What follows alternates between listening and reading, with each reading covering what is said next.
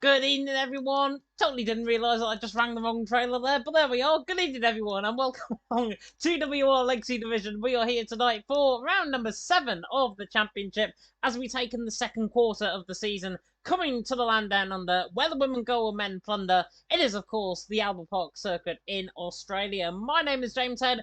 Good to be here tonight for WOR Legacy Division. Really hope you're going to enjoy yourselves. It is Guy Fawkes night if you are celebrating here in the UK. If you can hear fireworks, I do desperately apologise. It should calm down as the night goes on.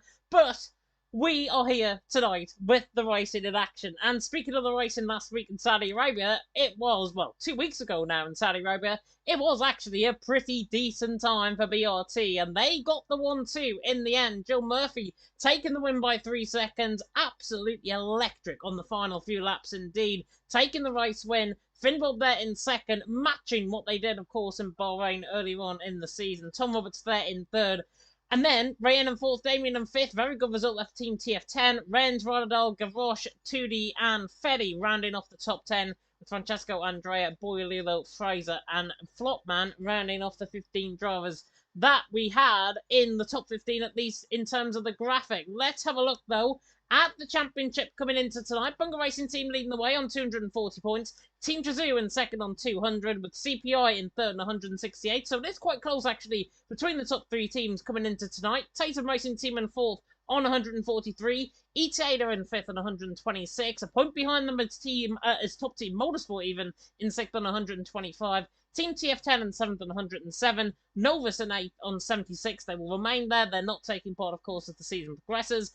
FRT are in 9th on 55. Visio there in 10th on 41. And then Grand Track 10 in 11th on 13 points. So that is how the land lies. Coming into Australia, we go, of course, down under for the next race of the season for round number 7 of the championship, and it is going to be rather intriguing indeed, looking like that. Text saying in the chat, why does Joe's character look like that? It's the one I believe he runs in the game, and that's why it looks on the graphic. Blame the graphic guy for that, not me as the commentator here tonight.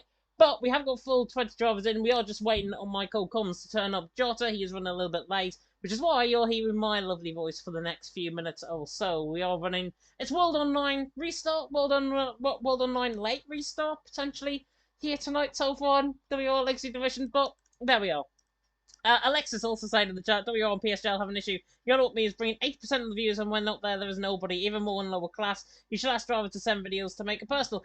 Yeah, I kind of agree with that, to be honest. I mean, You Know What Me has a very big Dutch following and a very big following, I think, overall, as in most esports drivers, to be honest. In a team event like this, in WR Legacy Division, there is a console following. Most drivers and most people that tune in are from, of course, the console side. But I totally agree with your point. I totally understand your point there as well. We should have everyone in the lobby very, very soon indeed. We are just waiting, I think, as I say, on Jota to get on Xbox and then join, and then we'll be good to go in just a couple of minutes' time. Lauren saying in the chat, how's life, James? Life is pretty good. Life is pretty good, apart from the fireworks that are going off in behind me. Not literally in my room, thank God. I'm not ISO speed or anything like that, but I apologise for any background noise that you might hear. Hopefully my voice just drowns everything out. There's a firework just gone off, for example, there in the background. It's going to be a nightmare to try and deal with, but we will get there, I'm absolutely sure.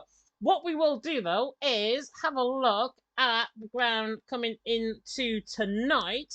The grid even coming into tonight. Looks like we might be potentially going to be getting a new lobby, potentially. Looking at, yeah, I think we are. So I think we are going to get a new lobby, which is brilliant, which gets the chance for Jota to come in, and also for me to waffle on even more. And I'm sure you are going to be hating me by the time this voice ends. But looking at tonight's grid, coming into tonight, Flopman leading the way from Flopman leading the way? May do. TTM are in the Red Bulls. Flopman and Enzo representing Top Team Motorsport, with Finley and Phantom in there for EVE. Brando and Feddy in there for TRT. Feddy, of course, appeared in Saudi Arabia 2 weeks ago. Urpek and Jeslar. Could be a strong team potentially tonight there for CPI. Jeslar mirroring Urpek. For ETA, very strong Italian pairing of Matteo himself and Sergio for ETA. Volokongan and Oscar, race winner, of course, last night in PSL, PSF1 of Belgium. So Oscar will be looking to try and find the form once again from last night in PSGL. to come here in the WOR Legacy Division. They're in the Alpines. Dan and Supply Raptor are in for FRT in the Williams. Barack and Max are in for Team TF10 in the RBs. Joe Murphy and Justin in for BRT in the Kick Saubers. And then Quartz and Boyalulo in there for Grand Track 10, of course, replacing Novus Racing. If you have been living in a coma or living just underneath the earth or the sun, Quartz, Boyalulo, Grand Track 10, replacing Novus in the Haas for the foreseeable future, of course, as we go forward in WOR Legacy Division. We are going to have, though, a brand new lobby, which means I've got to now look to the left-hand side of my screen and join that new lobby, which hopefully shouldn't take too long. Hopefully I don't get any game glitches or anything like that. But while I do, let's have, once again, a look at the standings coming into tonight. And Bunga Racing Team, of course, leading the way on 240 points. Team Chazoo, CPI, right in behind them as well. It's a 40-point difference between Bunga Racing Team and Team Chazoo coming into tonight. And because there are so many opportunities, quite literally, in terms of the season and in terms of how this race is going to go and how all the races even are going to progress throughout the season, it gives teams a real opportunity to try and catch back up. So we could see CPI tonight, Team Chazoo, catch back up on Bunga Racing Team. And to be honest, if you said to me Bunga Racing Team were there at the top end of the standings after the first 6 rounds, I'd be laughing at you, quite literally, because I think I don't know where I put them in my predictions, but they were so far down, I think, in terms of my predictions. It's unbelievable. And now they're topping the standings coming into tonight. They've had a very good string of tracks and a very good string of races that they've had. Of course, that 1-2 finish in Saudi Arabia 2 weeks ago. Just backing that up with Joe Murphy and indeed with... Gonna have a look at the graphic for a second. It is Finn Bob, of course, who replaced them. Tom Roberts finishing 3rd. That's a Team Chazoo, brought them potentially into it. But of how this is going to progress, it's going to be really intriguing, I think, to see how this goes on. I did put BRT 7th. I knew it was further down the field. I put BRT 7th, apparently. Yeah, it was either 7th or 8th. Something like that. And to be honest, I feel like I've done BRT a complete disservice right now with how they're doing in the championship here, at least in WOR Legacy Division. In EML, less we say about EML, how they did there. But we are going to be getting going very soon indeed. Everyone is in the new lobby, or roughly 18 drivers actually within the new lobby right now.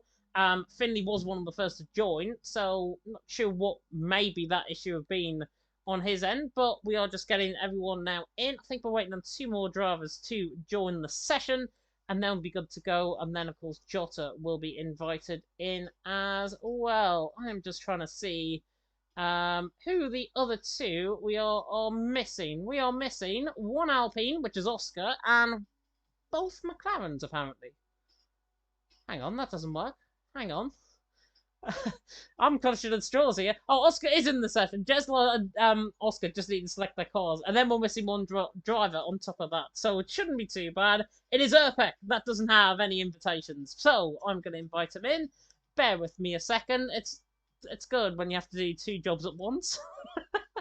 But as I say, we should be getting going very, very soon indeed. What this does give an opportunity, though, is for Jota to come into the chat, I'm sure, very soon indeed, and join me in the comment box as soon as the qualifying session does get underway. Of course, it is a full qualifying session if you're brand new to Legacy Division. It is Q1, Q2, and Q3.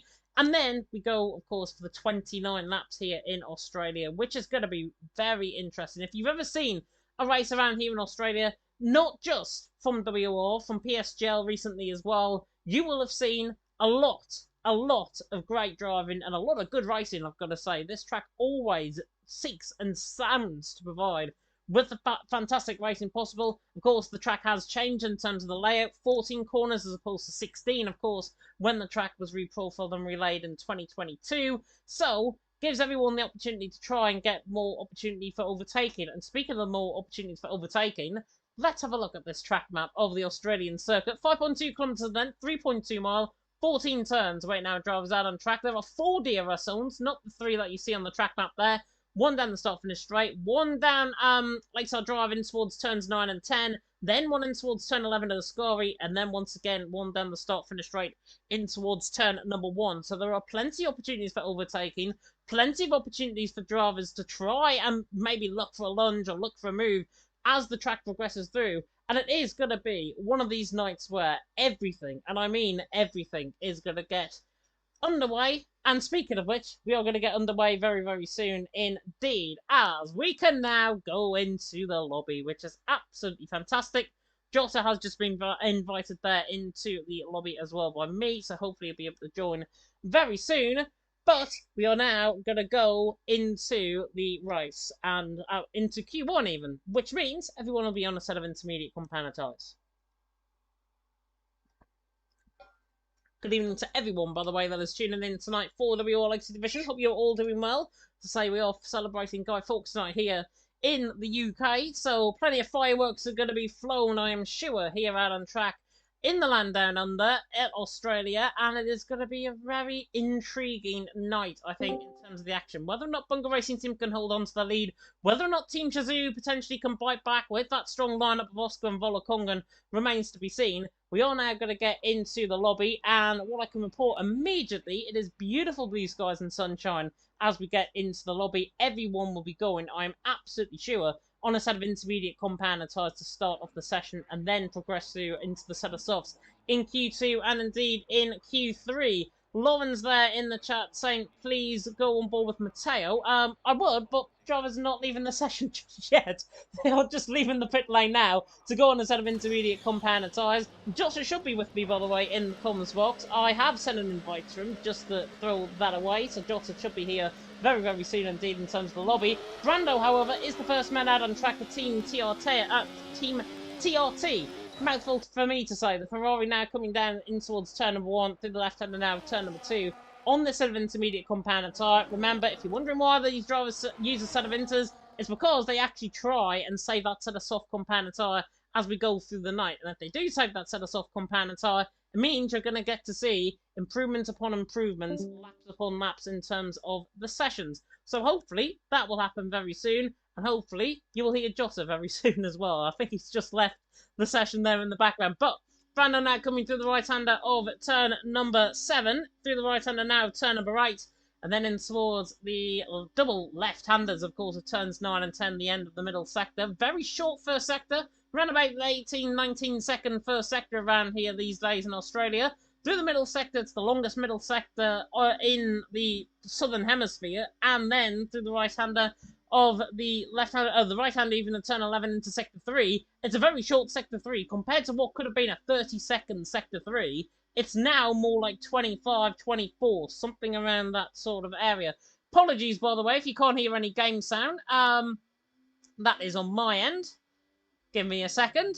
There we go. We should have game sound coming in very, very soon indeed. And Brando now coming down in towards turn 1. That muffled sound, by the way, is probably my TV that you can hear in the background. But we'll run up with Brando. Now coming through the left-hander at turn number 2. On the run down in toward Whiteford Court, turn number 3. And we'll see, of course, what Brando can do on this run down in toward the right-hander turn number 3. Nearly rear locks actually coming through that part of the lap. Now coming through the left-hander turn number 4, where the car park actually is in real life on Lakeside Drive. Now coming through the right-hander turn number 5, and then through the right-hander now turn number 6. First sector split 27.8 through the first sector.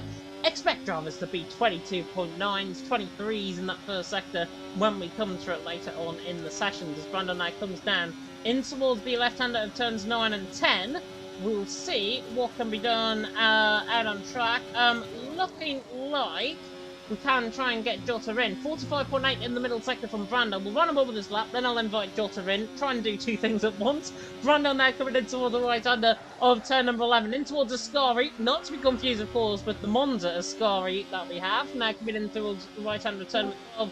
Now through the left-hander at turn number 13. And then through the right-hander again at turn number 14. We'll see what Brando can do, though. Coming through the final couple of corners. Through the left-hander 13. Through the right-hander 14. Now on the run toward the line with TRT Brando. Going to be a competitive lap, even on a set of inters. It's a 1:19.5, and that interval timing for me was about a second and a half off, so I'm not sure if there might be a little bit of a glitch going on.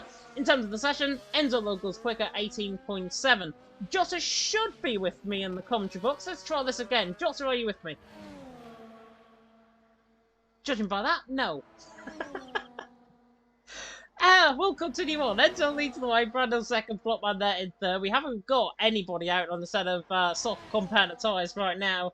Out on track right now, but Boy Lilo coming in towards the right-hander of turn number 11. Just invite Jota into the session, or attempt to invite him in at the very least. You will see this on your screen, so I apologise that I'm having to do this, but there we are. Game invite has been sent. Hopefully you can join. Joe Murphy has set a soft compound tire that though, and that's a 1:15.1, so more competitive. Very good lap time there from Joe Murphy, the man, of course, who won in Saudi Arabia 2 weeks ago. It's Joe out on top, Enzo in second, Boylul there in third position. Phantom even, coming to the left-hander at turn number 9 and 10 is invalidated somewhere on his lap. We see what this could have been potentially for the EVE man. EVE did quite well in the EML this season in their team events. So they have tried to put a very, very good run in terms of the whole squad, trying to get people in who are more experienced than their natural squad. And Phantom is one of these guys. Former CRE driver, now I think formerly CRE Blast, if I'm not mistaken.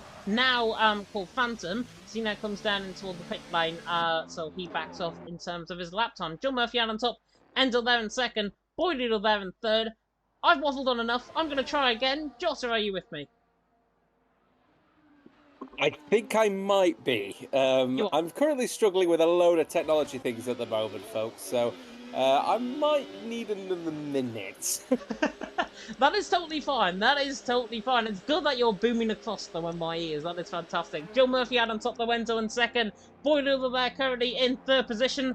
Yano there is saying in the chat, what the hell is that 15.1? It is Q1, but he's on a set of soft compounder tyres, and the session and the drivers will progress as the session goes on, of course, on that set of soft compounder tyres. So, fair enough, he's not going to set a 15.1. That's not going to be a poor lap whatsoever. We're going to be more looking toward the low 14s, I think, and maybe even the 13s, potentially, in terms of a lap time around here, in terms of pole position. Everyone that was in the pit lane, Joe Murphy out on top, Enzo second, Boydoodle in third, which gives me a good chance to run through, and for the benefit of Jotto, I'm sure, the championship standings. Bunga Racing Team out on top on 240 points, Team Chazoo in second on 200, CPI in third on 168, TRT are in fourth on 143, ETA are in fifth on 126, Top Team Motorsport in sixth on 125, Team TF10 in seventh on 107, Novus will always remain in eighth position for now on 76 points, FRT are in ninth on 55, Avisio there in 10th on 41, and then Grand Track 10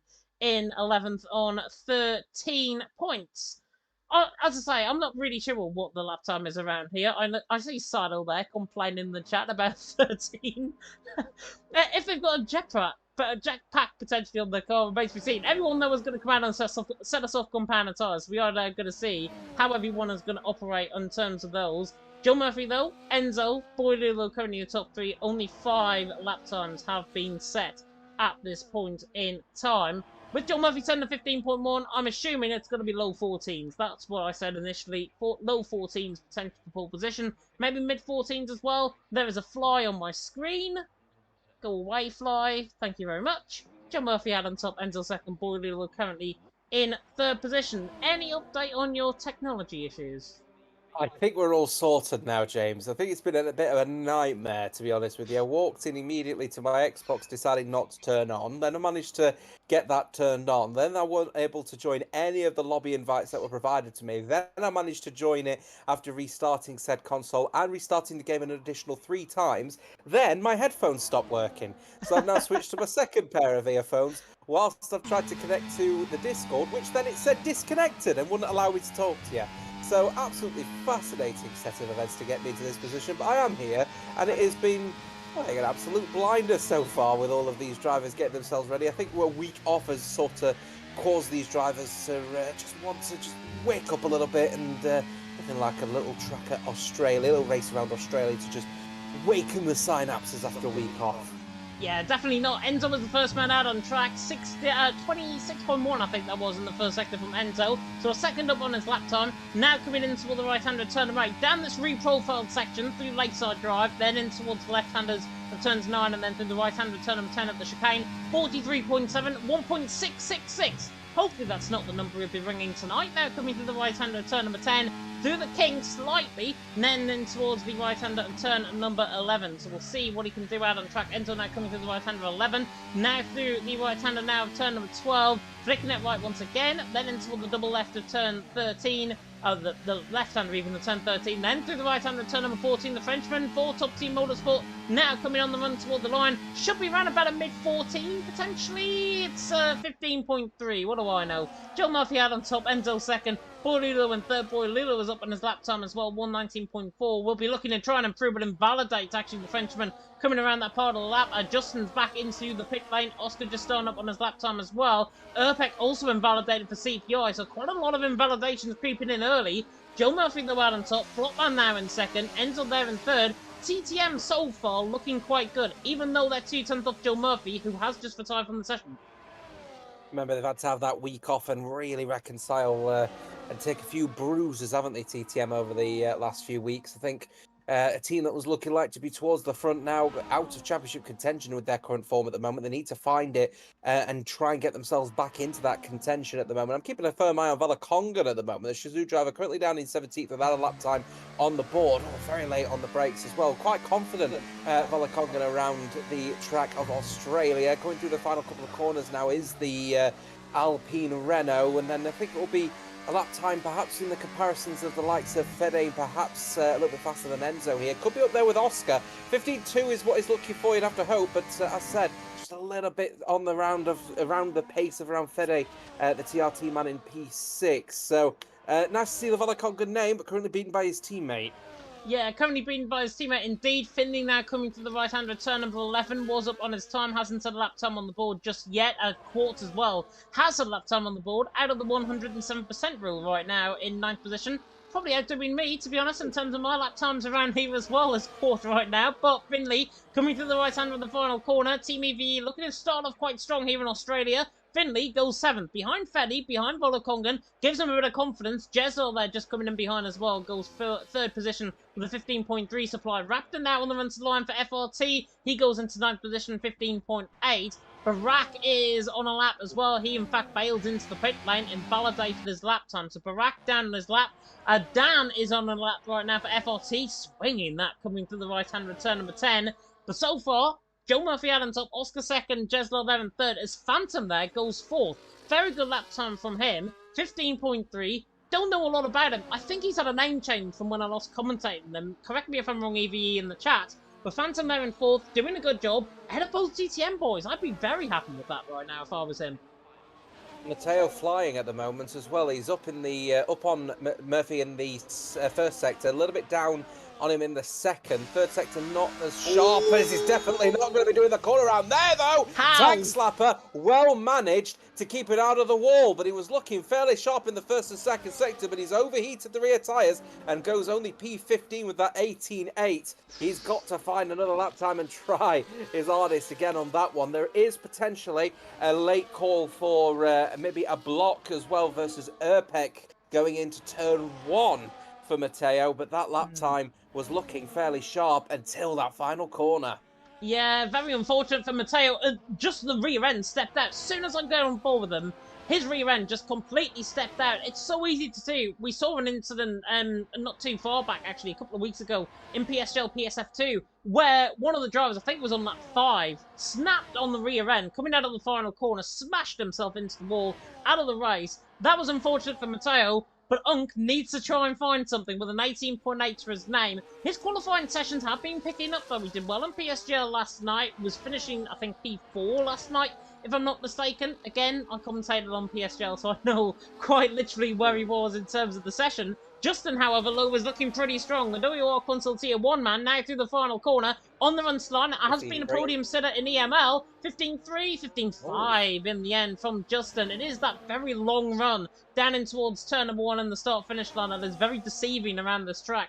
Justin there goes 10. He'd be happy with that. Right now, though, if you were a driver out on track, as Urpek there goes 3rd position, quicker by 0.004 of a second ahead of his own teammate.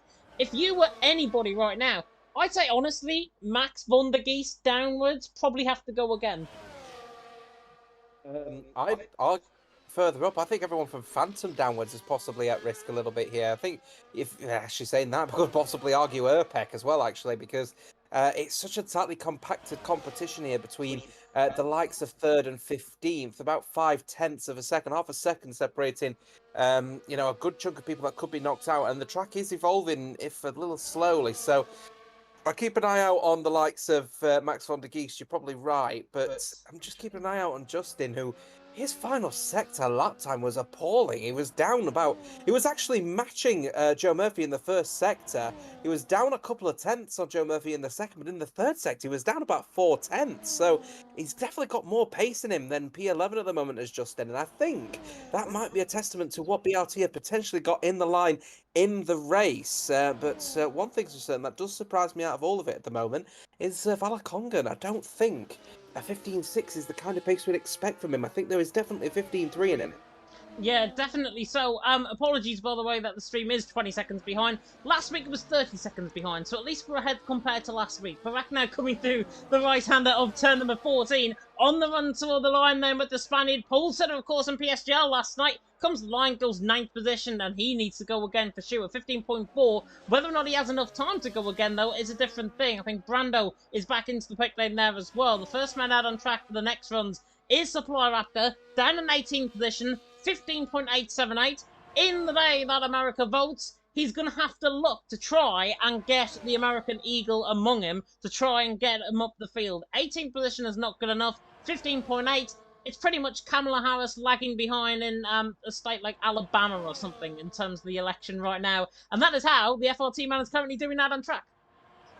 Yeah, and a bit happy election day, actually, to those that are celebrating it at the moment. I mean, if you are celebrating in America, I mean, Christ, it would be a bit of a shame, to say the least, on that one, because it's a bit depressing at the moment. And also, a happy Guy Fawkes night as well for everyone over in the United Kingdom. The fireworks kicking off over my head, and the fireworks certainly starting to let go here in Australia, because I'm keeping an eye out on Supply Raptor, who's just about to get going with his lap. That's the FRT man at the moment. His teammate, Dan, big thanks to Dan, by the way, for all his help to try and get into the lobby earlier on as well.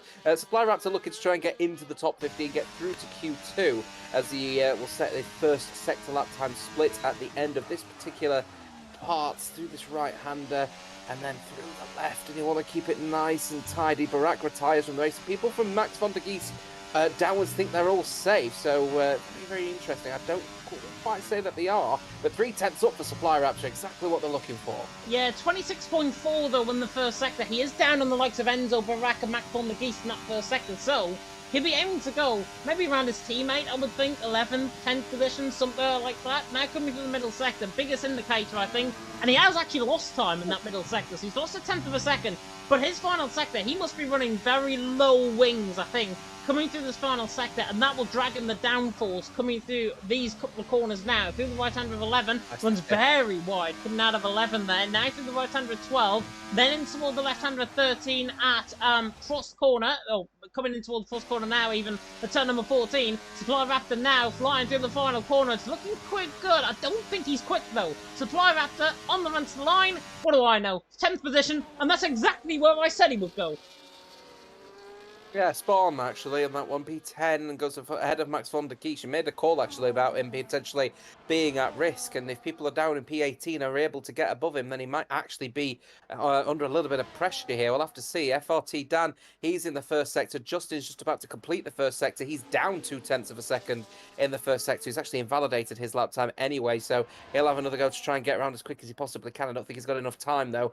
Brando just starting on his lap as well. Valakongan, he's a tenth and a half up in the second sector, though, so looking fairly sharp, but it's about Fede at the moment, and see where he's going to be coming across the line, because he's on a 15.7 as it stands, though. He comes across the line right now. 15.5 goes above Justin, but I wouldn't say he was safe with that one.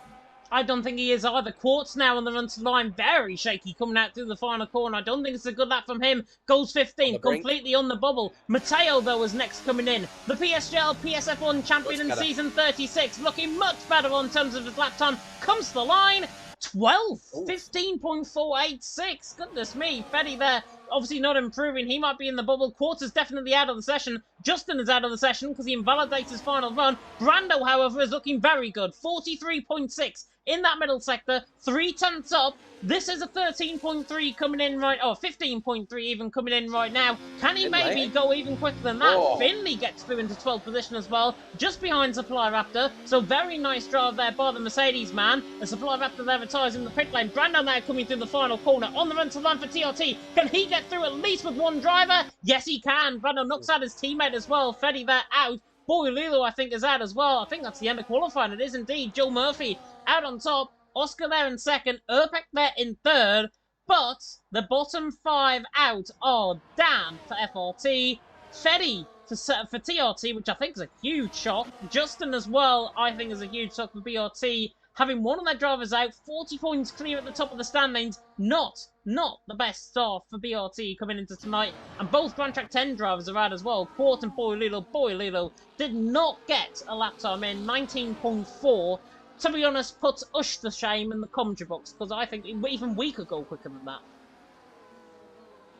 Yeah, a bit of a shame that one for GT10, because I think we're expecting better from them. BRT, Justin will be so disappointed he's out in Q1. BRT need their drivers at the front, and with Joe Murphy showing the initial pace for them, that is disappointing, to say the least. And Dan also out for FRTs, also very disappointing. But Fede for TRT, and TRT Brando only 14th fastest as well, so the Tatum are struggling tonight, but Matteo is the one that surprises me the most. He went for a bit more of a conservative lap just to get a lap time on the board, and my God, he did really push it to the absolute limit to get through. I think it was about 300th of a second in the end between himself and the man placed in 16th. Joe Murphy, the word on top. Ecuadorian, Venezuelan, whatever you like to call him. He is an illegal immigrant coming into tonight. Oscar there in second. Urbeck there in third. Jeslov in fourth. Phantom there in fifth. Flopman there in 6th, Sergio, Volokong, Enzo and Barak round off the top 10. 2.5 tenths covering the top 10 actually is not bad. Supply Raptor in 11th with Finley there in 12th, Max von der Geest, Brando, and then Matteo. It was 300 per second between Matteo and Dan. Then Feddy, Justin, Quart and Boililo rounding off the drivers that are out of the session. I say Joe Murphy is an illegal immigrant, by the way. It's only because he's running a Venezuelan flag. But he has done this, for the last, ever since I think WOR Legacy Division started this season. He's performing as well at the moment, though, nonetheless, for BRT. So BRT kind of need that performance, the front runner at the moment. So hopefully he can get his visa signed off. It's an absolute performance from the fake Irish Venezuelan, but the man needs to just keep up the pressure, knowing that he hasn't got his teammate to help him out at the moment. But DTM will be happy. They've got both of their drivers through, so they'll be at least a little bit more confident knowing that they've got a shout at potentially reaching out for pole. But at the moment, surely your favourites are going to be the likes, of Joe Murphy, perhaps maybe even one of the EPI men. I'm keeping a firm eye on Brando, though, because 14th is not a good showing for Tatum, and the Ferrari definitely needs to find more pace in him if he wants to get through to Q3. Yeah, definitely has to, indeed. I'm definitely going to get the sack down. This is my final WOR Legacy Division commentary. After that comment, that is for sure. Max von der Geest, though, is the first man out on track for the Dutchman, and now he comes in toward the right-hander of turn number 6 through the first sector. Beautiful flowing track now. Now that they've done all of the layout changes around this track, this is so much better to drive, so much better to commentate on. And as I alluded to earlier on at the start of the stream, you might have missed it, Jota, when I said this, but PSGL WOR, with how their races have been so far this season, I think WOR had their Console Tier 1 race last season around here in Console Tier 1. That was an absolute banger. It was an absolute banger in PSGL. Are we going to get, potentially, 3 bangers in a row? No, of course we are. Of course we are. It's WOR and it's Australia. It's an absolute banger of a track, and I really am looking forward to seeing. We're back at another track where obviously the last couple of rounds have been pretty intense. We've had a week off, give everyone a bit of time to breathe and to recover from that, and then head into a new set of rounds, of course, because of course we've got multiple other races ahead of us in this particular leg of the season. After Australia, we head over to China, don't we, for the sprint race as well, and then we've got Spain, Imola, Azerbaijan, and the Netherlands before the next week break. So, these drivers have got to take the opportunity. They've had the steam taken out of them after the intensity of the last 6 rounds. So, is this an opportunity where we're in a slightly smaller track, less errors for, safety errors from Argus? And it's going to make for a very peculiar set of events for sure. I'm keeping a firm eye on Max von der Geest. He's the first person to settle up. He's got an Alpine just tucked up behind him. He's heading through the old left-right complex. He's going to try and keep it nice and tight. Very well taken rear, just ever so slightly stepping out, but very keen to get back on the power through that right-hander. Of course, this is reprofiled as well. A late breaker, but he's wide a little bit, is Max von der Geest. So perhaps on a used tyre, we'll have to see through the right-hander. We're expecting potentially So very, very quick lap times in the 1 minute 14s. The question is will the soft tyres, if they use, hold up, you'd have to say, going then down the straight as they'll set the initial lap time. It's not going to be up there, 15.8. 15.8, yeah, 15.6 then, which is Oscar, sorry. Ugh. Yeah, honestly, I think Barack there probably on a fresh set of soft compound tyres. Everyone else, I think, right now is on a used set. Barack certainly going quicker than everyone else right now. Brando coming to the final corner, 43.7, looks very good in the middle sector. Nat coming to the final sector and goes second. So good lap time there from the TRT man. Joe Murphy, Mateo, and Supply Raptor all either staying in the pit lane or all backing off their laps, so they are into the pit lane. Phantom there going 6th position in the pole, formerly known, I believe, as CRE Blast, if I'm not mistaken. Finley invalid, Urpek invalid Flopman invalid as well. Volokongan is coming through the right-hander now, but I think he's just came off his lap time, which was invalidated also. So Barack out on top. Brando there in second. Oscar there currently in 3rd position. Dirk in chat saying Max will do a 15.865. It's only because Dirk is probably a little bit quicker at this moment in time in terms of his stream and his driver's stream than the end of our stream on the WOR channel. But that is my fault. I apologise. It's a 20-second delay. It's not too much of a delay, at least. At least it's not like a minute or a minute and a half. You could be waiting ages for the race to start. Just keeping a firm eye at the moment on Finlay. He's having a bit of a stinker at the moment in this particular part of qualifying. He ends up invalidating his lap and then tried to have another go. If invalidated his lap quite early on, tried to have another go at it, and then immediately drove off the circuit at turn 1. So,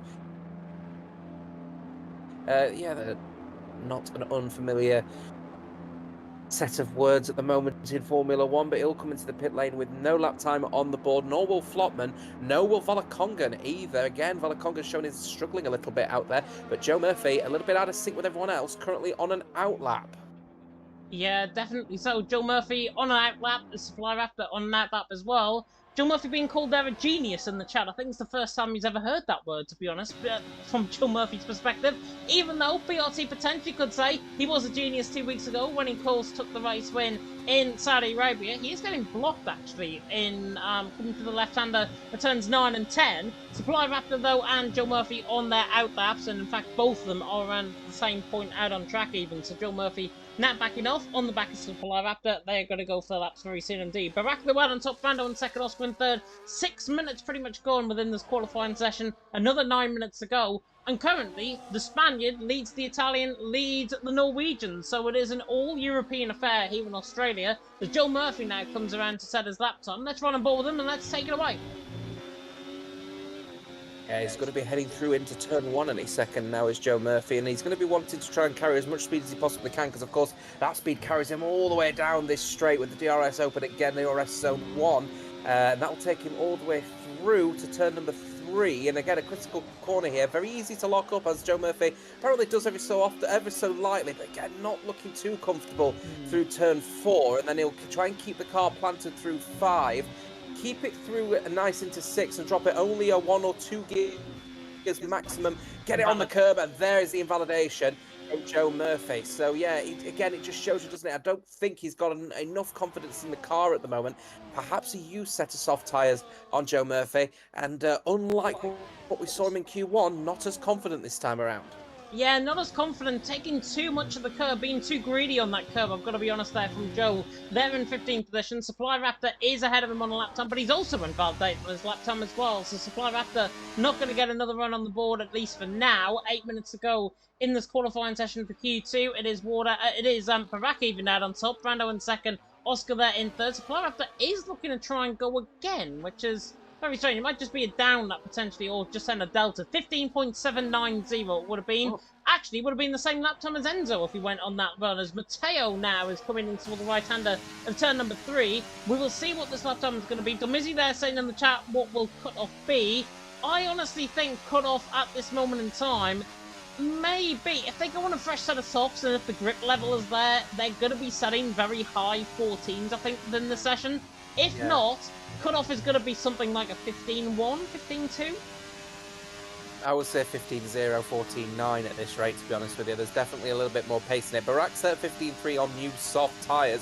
I'm not sure exactly as to what Supply Raptor is doing at the moment, but he's definitely not going to be able to even finish that lap at the moment because he doesn't actually have enough fuel, never mind ERS, as Joe Murphy did have enough fuel to have another go, and he invalidated in exactly the same spot. So, got to return the car back to the pits, fresh set of boots, and have another go because, as it stands so far, BRT are looking fairly good with Joe Murphy, struggling in this qualifying session. Matteo, though, looking to try and finish his lap, and he is, he's not looking fairly sharp at the moment either, actually. 1:10, 11, 12, 13, he's going to come across the line. Oscar improves with a 15.1, Joe Murphy, Matteo comes across the line and goes second fastest with a 15.2. Didn't look too confident going through the final corner, but he didn't lose too much time.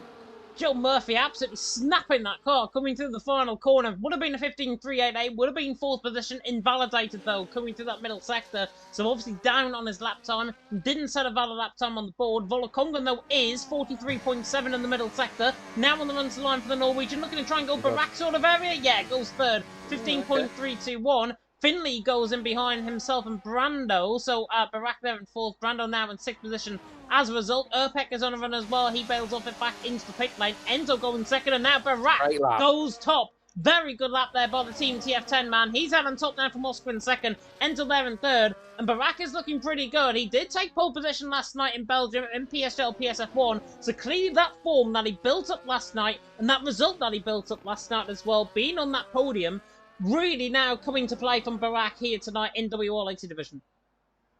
Phantom coming across the line. That's the Aversio Racing team driver looking to just come across the line, trying to improve. Goes quite high up, actually. Phantom turning out to be a little bit of a star driver at the moment for the Maltese team at the moment. P5 with a 15.2. Goes above Volakongan Team Shazoo. Finley looking to try and improve, but invalidates his lap time as well. Jeslar still in the pit lane at the moment and on the brink alongside Max von der Gies.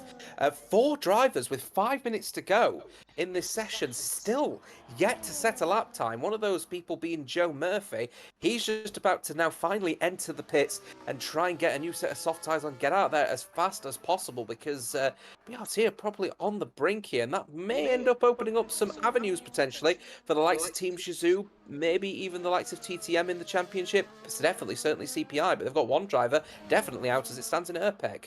Yeah, Urpek with a 16.1 has to try and cut off in terms of his lap time and try and get up there, in fact, in terms of his lap time. Tech saying in the chat the cut off will be likely around about a 0.3.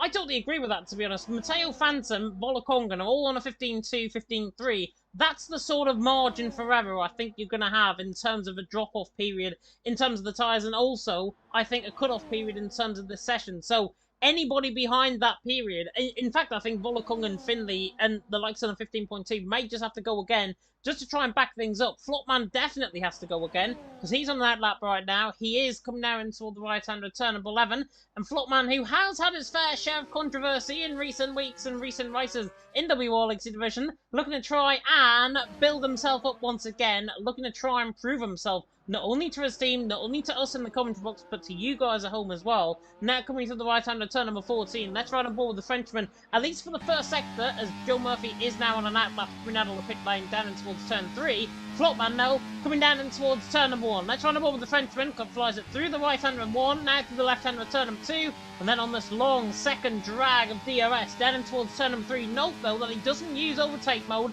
That is to use up and utilise all of that up over the lakeside drive, over the fast part of the track. Flopman now comes to the left-hand of 4, coming to the right-hand of 5. This is looking very, really neat and tidy even from Flopman first sector. 26.2, it's not electric in the first sector, but it's good enough. Yeah, he's storing his overtake to use all the way down this particular straight here as he piles it into 8th gear with the DRS open at the moment. Small correction on my point earlier, by the way, when I was saying 14.9 or 15.0 as the cutoff. What I meant by that was pole position is what I was trying to argue with. Potentially 15.2 or 15.3 as a cutoff is certainly what I believe to be the case. Going through the hot lap though, down into the right-hander again. Not that much of a lock-up, actually. This is more of a well-controlled lap from Flopman, actually. The kind of expectation that we would need from TTM at the moment in this championship. Remember, TTM down now in 6th place overall and 115 points down. This was the team in the lead in the championship at one point, so they need this one. Enzo 15.1, Flopman 15.1. That's the kind of thing that TTM need to bring. I think they're through to Q3, no issue. Yeah, very, very good indeed. The out of sync audio I think has now been fixed, so hopefully that is all good. Joe Murphy though, 2 tenths quicker than Flopman in the first sector, and that is electric through the first sector from a 26 flat perspective. Looking to try and improve once again in the middle sector. It's a very short run, as I say, in this middle sector. Down Lakeside Drive, in toward the left-hander and the right-hander turn 9 and 10. Flying, 2 times up again on Flopman in the middle sector. 43.4 is a very long-winding final 35 seconds almost in terms of this final sector. Joe Murphy now coming in toward the right-hander of Ascari at turn number 11. Now in toward the right-hander at turn number 12. He's right on the limit, but this is looking beautiful from the Brit as he now comes in toward the left-hander at turn number 13. Now coming through the right-hander at turn number 14. Joe Murphy is absolutely on the limit, and BRT are absolutely flying here. This is the first 14 of the night for sure. Joe Murphy to the line, 14.929. That is more like it. Yeah, 14.9, 15.0, exactly what we were sort of targeting, I think, for the front time in this Q2 session. And Joe Murphy immediately showing nothing to worry about, lads. I've got it covered. As the championship leaders by 40 points will be taking what is a very, very handy and very big bit of confidence going through into Q3. That's for sure. Supply Raptor still on an invalid lap at the moment, and unfortunately, for some reason, decided to keep it in hot lap mode. So now he's only going to have 30% ERS as he comes across the line with an invalid lap time. I'm not entirely sure he's using overtake actually as well. What is Supply Raptor doing? He has cost FRT any possibility of getting through to Q3 with that particular idea. I don't know what he's doing at the moment, but he's out of qualifying and he will not set a lap time at all. Yeah, real shame for Supply Raptor. Maybe he doesn't think that he's got the pace compared to everyone else. You may as well just try and have a crack at it, even if it's still an invalid lap time. Put a delta on the board, save a bit of ERS, and then try and get a lap time on the board. But still, what would have been 20 seconds to go in the session. Jeslar now for CPI on the run to line, looking like a good lap. Goes fourth, 15.117, so very good lap time from him. Sergio is looking to try and improve as well. 26.2 in the first sector. Joe Murphy there ties into the pit lane. We've got a Mercedes, I think, next up. A Phantom about to come through the final couple of corners. He's a 10th and a half up, 43.4 in the middle sector. So compared to Sergio, I think he's down in terms of that lap time. Phantom, though, on the run toward the line, looking to try and improve. Goes third. Very good electric final sector there. 15 flat from him. So good lap time from his perspective. Mateo is invalid. Mateo could be the one in trouble here for ETA. Volakongan is improving by a 10th and a half. Finley, lucky for him, is invalid. Brando is not at the minute. Max von der Geest is. Supply Raptor is done. Sergio, though, could be the one to knock ETA Mateo potentially out. Sergio now on the run to line. Goes 14.999. And Mateo now might be ringing that number because he's in trouble because Volakongan is now a 10th and a half up in the middle sector on the run toward the line. Knocks Mateo out. 15.1. Mateo is out of the session. Max von der Geest not improving. Mateo will not improve. Supply Raptor definitely not improving. He's back in the pits. That's job done for Joe Murphy out on top. Sergio in second. Barack there in third. But Mateo in the end ending up P12 because I think Brando was just gone ahead of him. Yeah, that's the shock for me. That one, Mateo's got more pace in him than that, and a 15.2 typically would have been reasonably okay. But unfortunately, in World Online Racing's Legacy division, Mateo has unfortunately found out that 0.2 of a second is the difference between being knocked out and being potentially towards the front of the grid. So, yeah, disappointing stuff that for ET8. They've only got one driver through, the 5th place team. TRT have lost both of their drivers, though. Brando out in P11. So that is potentially an opportunity for ET8 with one of their drivers through. At least a great lap from Sergio with that 14.999. But once again, Joe Murphy on top. Yeah, Joe Murphy on top, BRT on top for now. Sergio there in second, Barack there in third, Phantom there in fourth, that's the race director, Oscar there in fifth, Jeslo in sixth, Flopman in seventh, Urpek in eighth, Enzo in ninth, and then Volakongan ran off the top 10. Look at how close it is actually between Jeslo all the way down to Flopman, 300th of a second between 5 drivers. Very intense indeed. Brando in the end out by 400ths of a second. Mateo, Finley, Max von der Geest and Supply Raptor, who didn't get involved in that session whatsoever, starts 15th. So in the end, he is down at the bottom end of the field, at least within Q2. Now we transition, of course, going straight into Q3. And honestly, I think for the first time in a little while in Legacy Division, I can honestly say this could be decisive for Joe Murphy for BRT in terms of their early championship lead. Joe Murphy topping the session once again there in Q2. Is he going to top the session though in Q3? Or is this going to be more open than what we think? Uh, well, that's the thing. That's the question, because the thing is, he did manage to produce a really good 14.9, but other people are capable of getting 14.9s, albeit by 1,000th of a second. So drivers out there can still be within touching distance, and as I said, just one lockup, could cost you 100th, and that is the difference between you being on pole and potentially being on the second row. So it's so critical the drivers get every single corner absolutely spot on. Advantage definitely falls in line of the like of TTM and CPI. Both of their teams have managed to get both of their drivers through, as Joe Murphy has just crossed the pit lane exit to get going. Now, I'm not sure if there's any specific rule about that. I know that there's certainly a rule about it in the race, but in qualifying, the managers could be all over that. That is precarious from Joe Murphy. He should do better and learn from better than that, because politics is a thing between the managers. Yeah, and it's a good job that, for the stream's perspective, that wasn't actually caught on stream, because I'm up with Enzo. So Enzo is absolutely fine. Joe Murphy is absolutely fine. It wasn't caught on stream.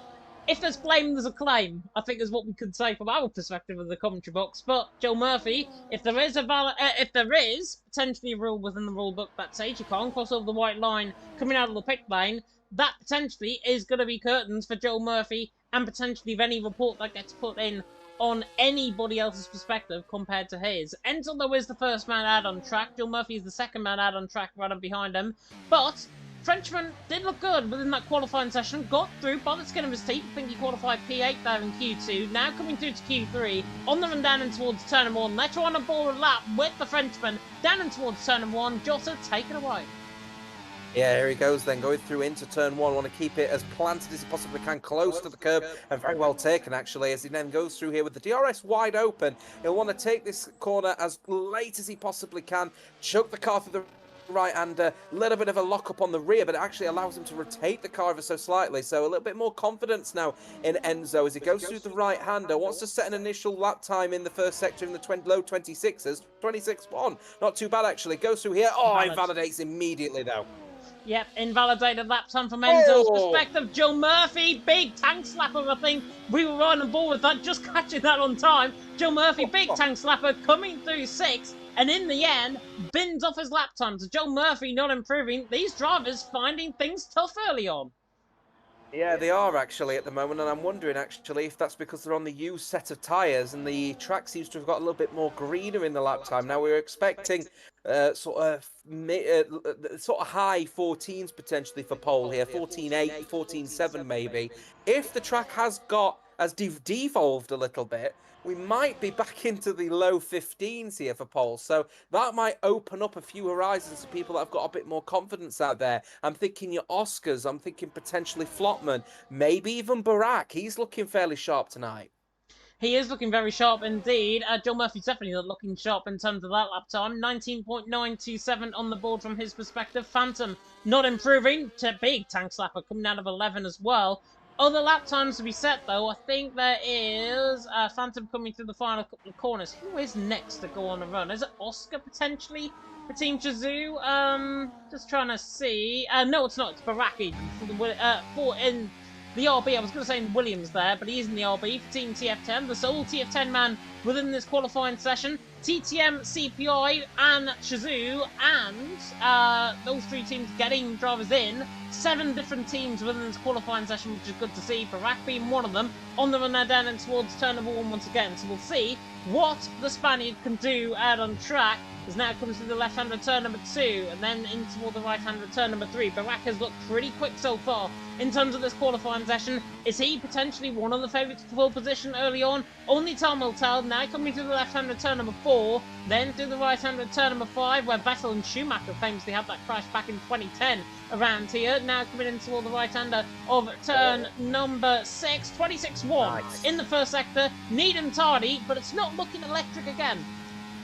Not looking electric, but again, that might be down to the fact that it's on a used set of tyres as well, and TF10 really kind of need this after their little bit of controversy online earlier on with their former driver, Giovanni. So they need to have that little bit of confidence in their drivers, and Barak surely is going to have that confidence as he goes through and crosses that second sector split. Again, not electric, but certainly more of a conservative lap time, again, perhaps on a used set of soft tyres, very late on the brakes and using as much curve as he possibly can.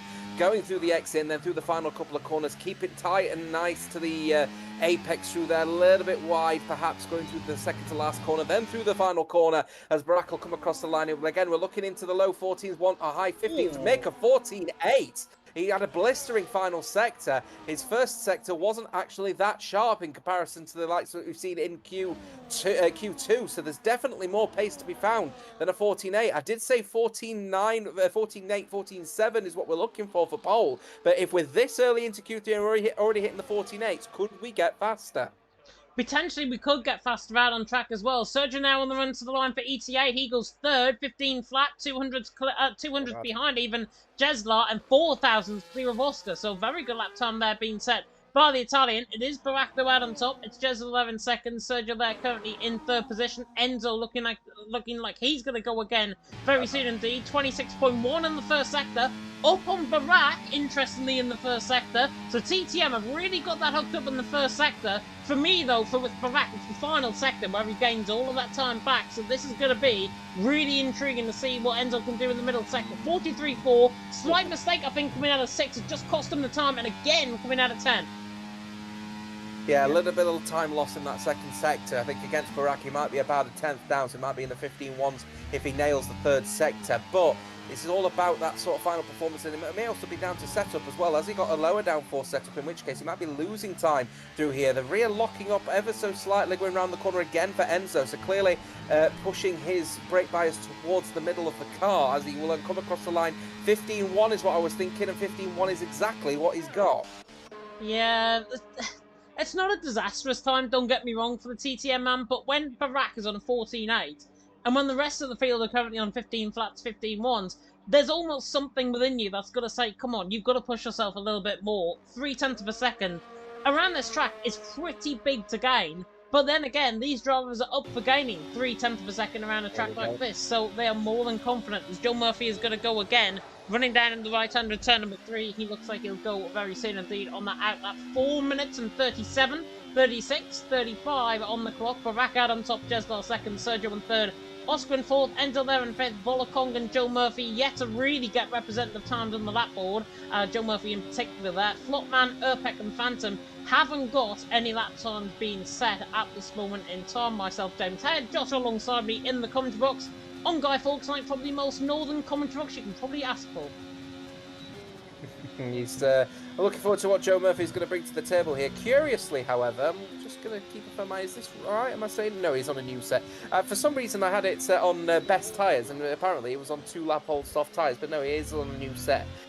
I'm expecting Joe Murphy here to be lighting up the lap time board like a sparkler at the moment, because we know he's been really quick. We know that he's certainly up there. 14.8 is one hell of a target to go for, but I know, if me and you both know Joe Murphy, he will stretch out for a 14.7 if he can, as he'll come across the start-finish line, and here he goes going into turn 1. Then he'll want to try and keep it as close as he can onto the curb, not go over that line. Absolutely on the limit for the BRT kick Sauber, as he'll then head straight down into turn 3. Joe Murphy looking to try and clip the wall ever so slightly, actually, go upon entry. It's not going to cost him too much time, but he has to be careful of that one in the race. And then, oh, look at that. He's just absolutely able to ride the curbs and have so much confidence in the car on these new tyres. Sets a lap time 25.9 in the first sector for Joe Murphy. He is flying out there. Slight mistake, though, and that will cost him all the way down this straight here, and that might bring Barak's lap time back into play. His second sector was very good for Barak. It's that RB for TF10, but 3 seconds up naturally in the first sector. That's what we would expect. Hits the car through the corner, not afraid to try and cut corners without crossing that white line, as he then will head through into the late breaker, clips that curb ever so slightly, but will take as much speed as he can through the right-hander, through the next right-hander, then through the left-hander, then through the right-hander once again, as Joe Murphy looking to try and get into the 14.7s. Is he going to get to the 14.6s, I wonder? We were calling somewhere potentially in the mid to late 14s. He comes across the line, and it is a 14.7 for BRT's Joe Murphy.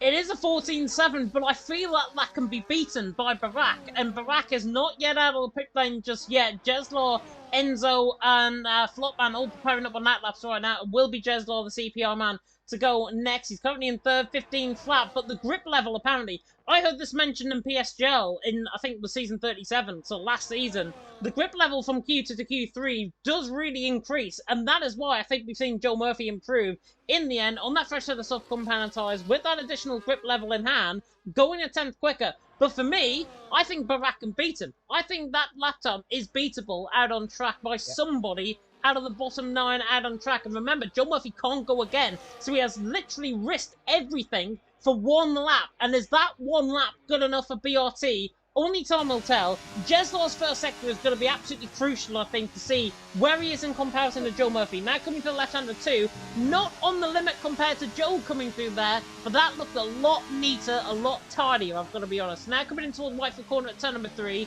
now through the car park at turn number 4, Jeslaw again on the limit coming out of 4. This is not a bad first sector, I think, from Jeslaw. It's not going to be Joe Murphy competitive. Through first sector, 26.1. So he is 2 tenths down on the first sector, but that is much better compared to Joe Murphy coming through 6.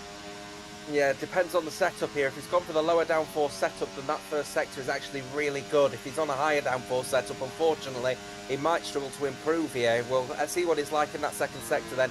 43.4, so 24 thousandths up. It's comparable. Oh, now gets he on is. the curb and it validates, and that lap is over and done with. Joe Murphy then immediately in the pit lane. He did actually have enough time to get round and have another go, but he didn't have enough fuel, unfortunately. Barack going through turn 1 didn't look too comfortable through there, you know, so he is trying to push as hard as he can. He'll go there through into the right-hander, locking up the rear of front, ever so slightly, loses a bit of time there. If really this nice. is not a 26-0 for Barack, I would actually take this opportunity just to abandon it and not even try, because he's going to really struggle through the second sector. It's 26-0. He is competitive with Joe Murphy, but he's not quicker than him at the moment. He's needs to find another 10th. Now we know his second sector is usually pretty good, so we'll see how much time he finds in this sector here then, as he then comes across that checker point now, which is right here, and he is down 83 thousandths of a second, so he's got to really push in that third sector.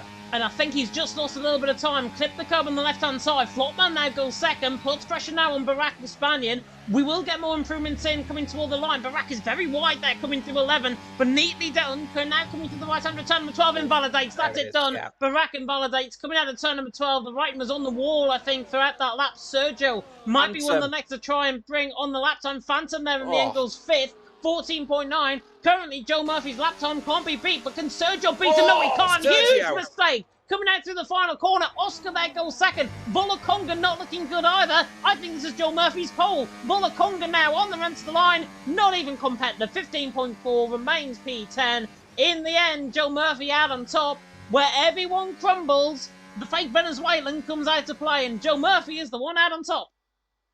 Yeah, the fake Venezuelan Irish Martian is doing a fantastic effort at the moment. He's out of this world, is Joe Murphy, hence the Martian. He's just absolutely flying, but 16 thousandths of a second in the end to Shizu Oscar. And again, Oscar showing his pace versus Volaconga. Flopman is a great performance for TTM. They need that, but Enzo is a little bit down the order. Great performance from Aversio, though, from Phantom in P6. They are points that they are desperately need at the moment versus FRT. Yeah, definitely so. Flopman there in third, Barack, Urpek, Phantom, Enzo, Jeslaw, Sergio, Volaconga not really sending a competitive lap time on the ball compared to the rest of the guys ahead of him. But in the end, Joe Murphy out on top.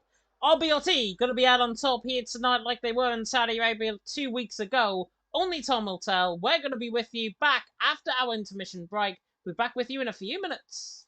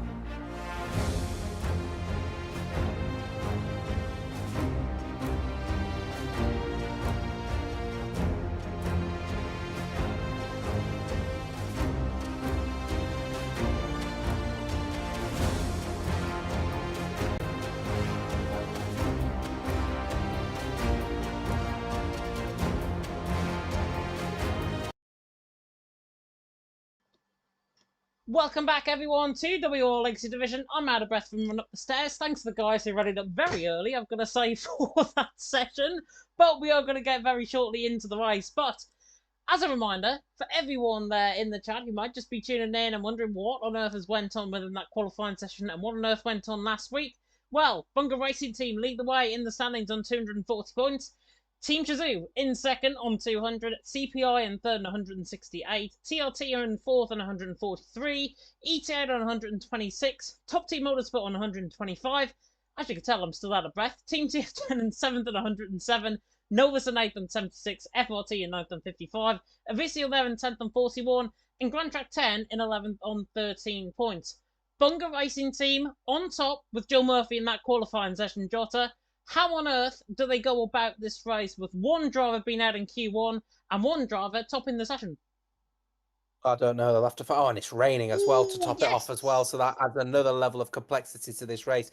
Actually, adding more levels of complexity. How the hell is Sheffield Wednesday now 2-0 up against Norwich? That's another one I need to try and take one up involved as well. Blah. Anyway, the whole point is that these drivers have got to get used to now completely new conditions. The track, of course, was pretty dry, pretty stable, if not a little bit green at times, but now they've got to got the green tyres on because it's all going to be intermediate tyres for the drivers, and that will offer a completely different challenge. Now the question on my head is who's going to be the quickest to adapt. Now I know Joe Murphy is a cracking driver, but I've known a couple of times where he's not been able to adapt to conditions, and BRT have ended up struggling as a result of that one.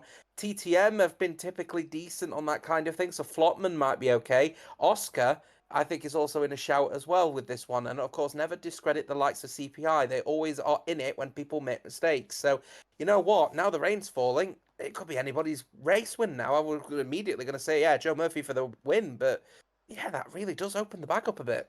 Well, I am going to say Joe Murphy for the win because I'm going to be more audacious than you are with Sheffield Wednesday being 2-0 up right now.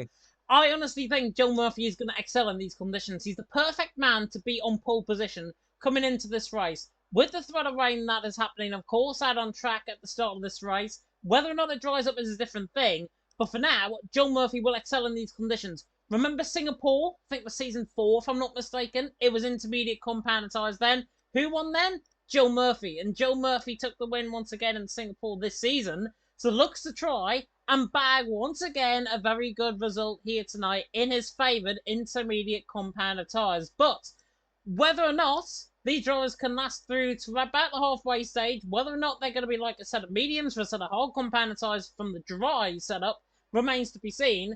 They could theoretically go one stop, but judging by how aggressive they do wear off the inters, I would think it's going to be an easy one stop if this rain is going to continue throughout the race.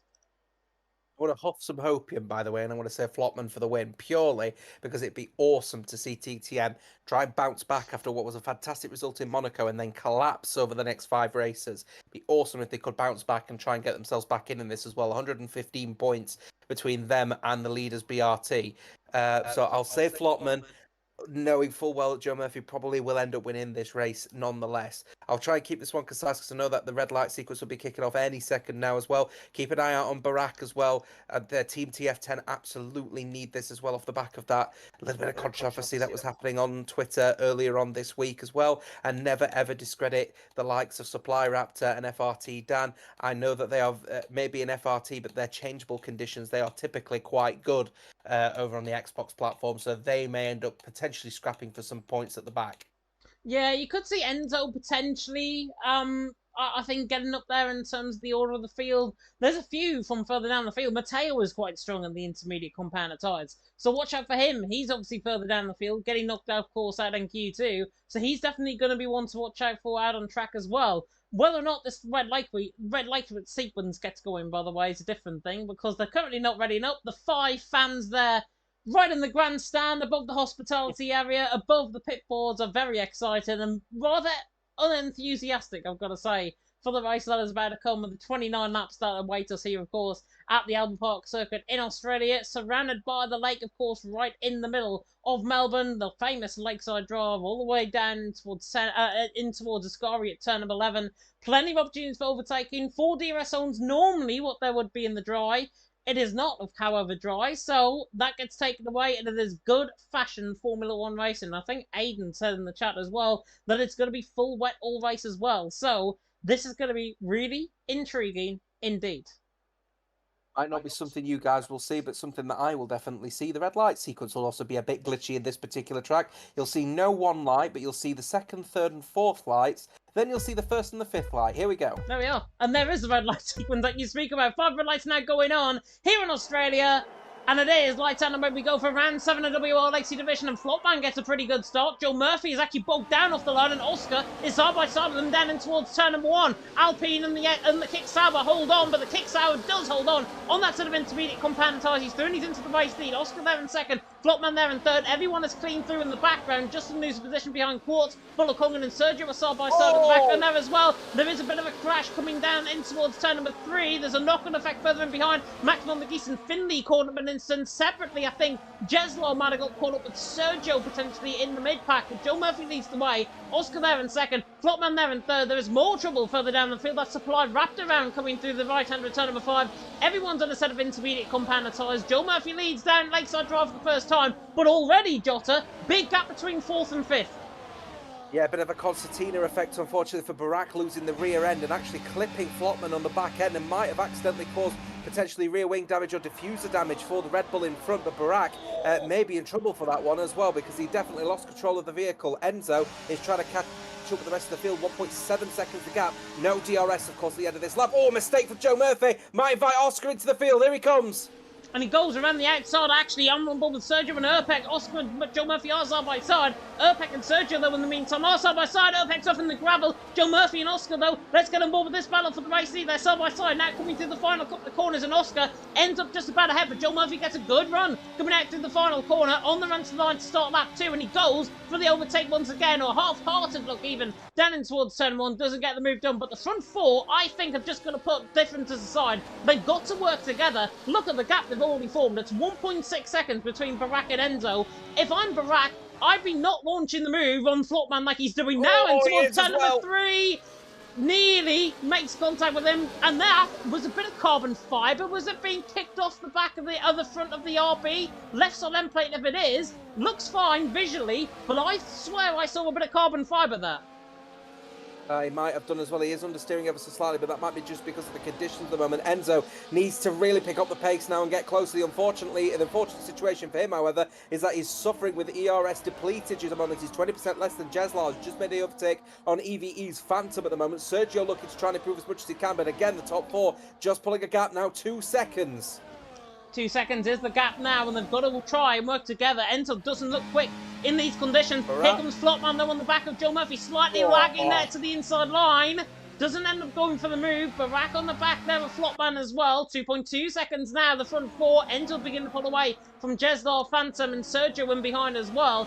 Everyone's in a big old DRS train. Supply Raptor obviously had an issue coming through turn number 5. He's down the field. And boy, Lulo, not sure what happened to him. He's into the pit lane.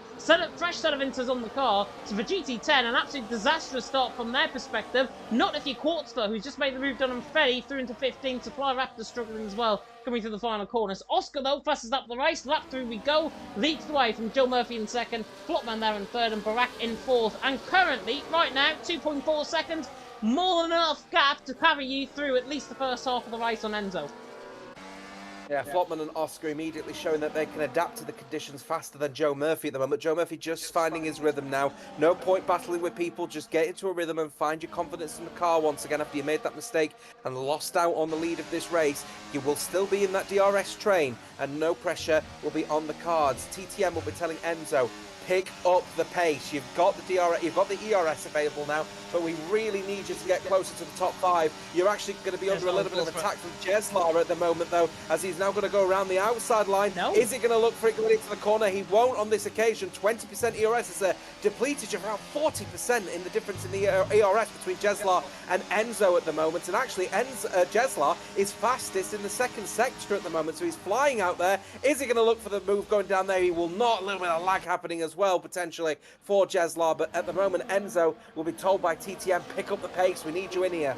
Yeah, Jeslar, honestly, think should have went for the move. He looked like he was going to get the run. Oh, Barak's made a mistake. Go on. Yeah, Barak's made a mistake and spun going around the finder just before the final corner, and that's invited Enzo right back into the fight, and now he's just tucked in behind Flopman. 3 seconds the gap. Barak and Jeslar get into a fight. Jeslar elects not to fight it. Barak, though, making an uncharacteristic mistake. The Team TF 10 man at one point looking sharp, now down to 5th.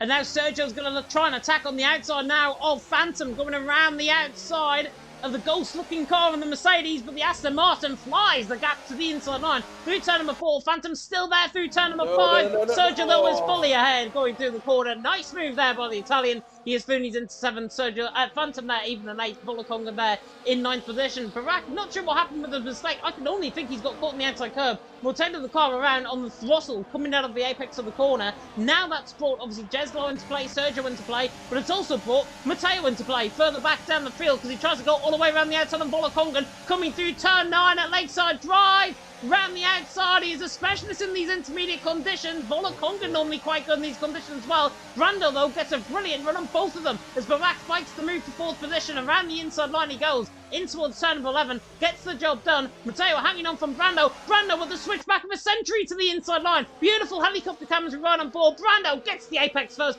gets the move done. Matteo cannot live that one down. And now in behind, Justin coming through on the back of Urpec. All hell in love and war here in Australia, where the women go, men plunder. Urpec there and Justin are still side by side, coming out of the corner. Justin in 12th, Urpec there in 13th. Urpec might try and get the drag in towards turn 1. If I was him, I'd back off this. Justin on the outside line. Urpec, though, wants to not be me and go for the move. And Urpec does get the move. He's into 12th. Justin wanted to try and get this move done as well. BRT need the points here in this championship fight as well. 1st and 2nd is what they got in the last race at the moment. It'll be 2nd and 13, because that's not the points all BRT need at the moment. Oh, mistake from Urpec getting on the grass, and that's allowed an opportunity for Justin. Nice. And he gets that move done around the outside line, and very well taken from Justin. Urpec touched the grass, loses the rear ever so slightly. Dan now on the back of him as well. I did say keep an eye out on Dan, because he might be fairly sharp here today, as there's a switching position at the front. Joe Murphy retakes the lead of this race out of Oscar's hands for P1. Flotman just losing a little bit of ground on the front 2 at the moment. Barak, of course, leading the front, but ends up finding his inner Checo at the moment, and he's down in 5th in the fastest car. Urpec again looking on the back of Justin, really fighting aggressively, coming through the right-hander there. Oh, Jeslar. Jeslar getting the move done, and Enzo in toward the right-hander, turn number 11th. That is him now ahead of the Frenchman there in behind. The Frenchman has to try and sit in behind on the back of Jeslar, with Barak making that mistake. He's in now in no man's land.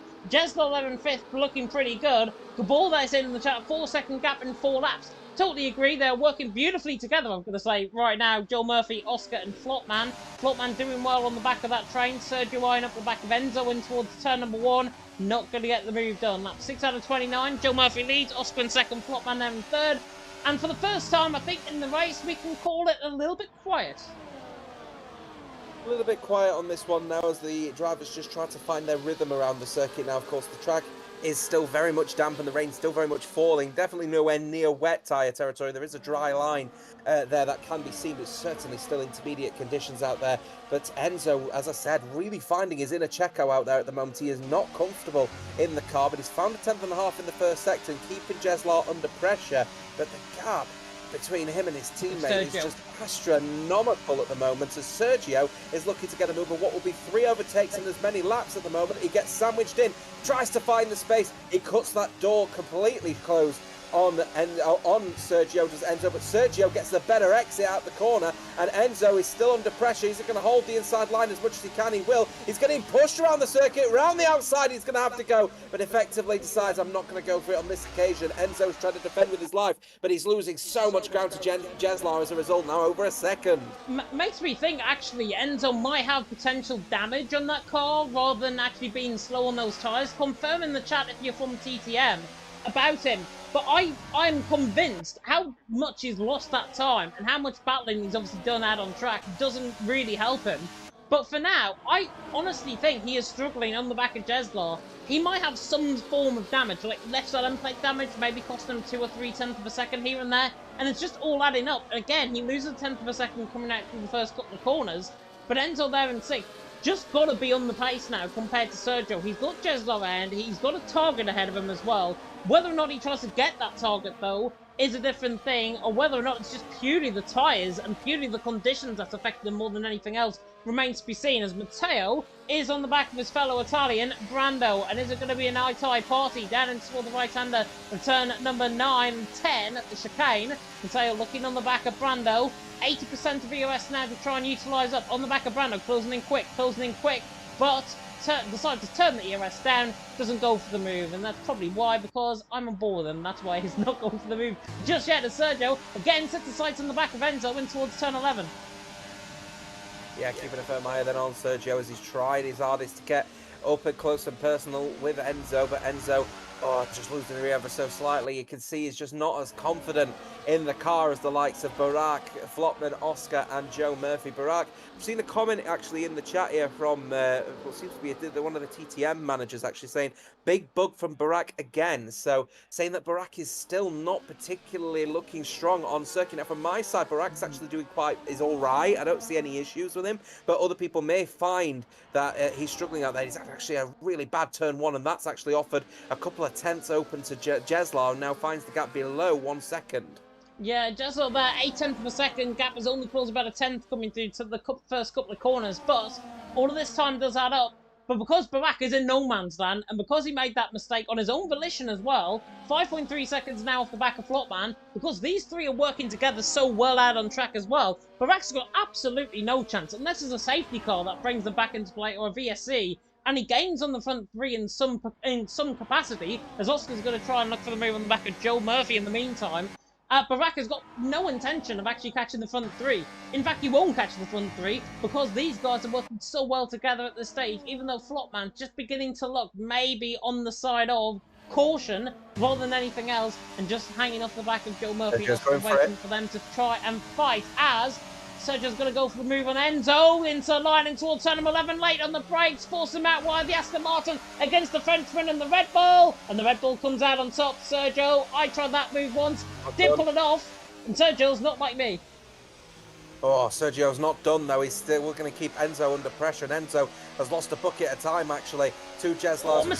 Losing the rear so slightly. He's certainly feeling the pressure at the moment. Is Enzo? He's crumbling under that pressure from Sergio, but that mistake actually caught Sergio napping, and as a result, he lost time going down the straight. So actually, that mistake from Enzo ended up saving Enzo the position in that one. Otherwise, Sergio absolutely would have swallowed him up for P6 in this one, but in the end, he stays in P7.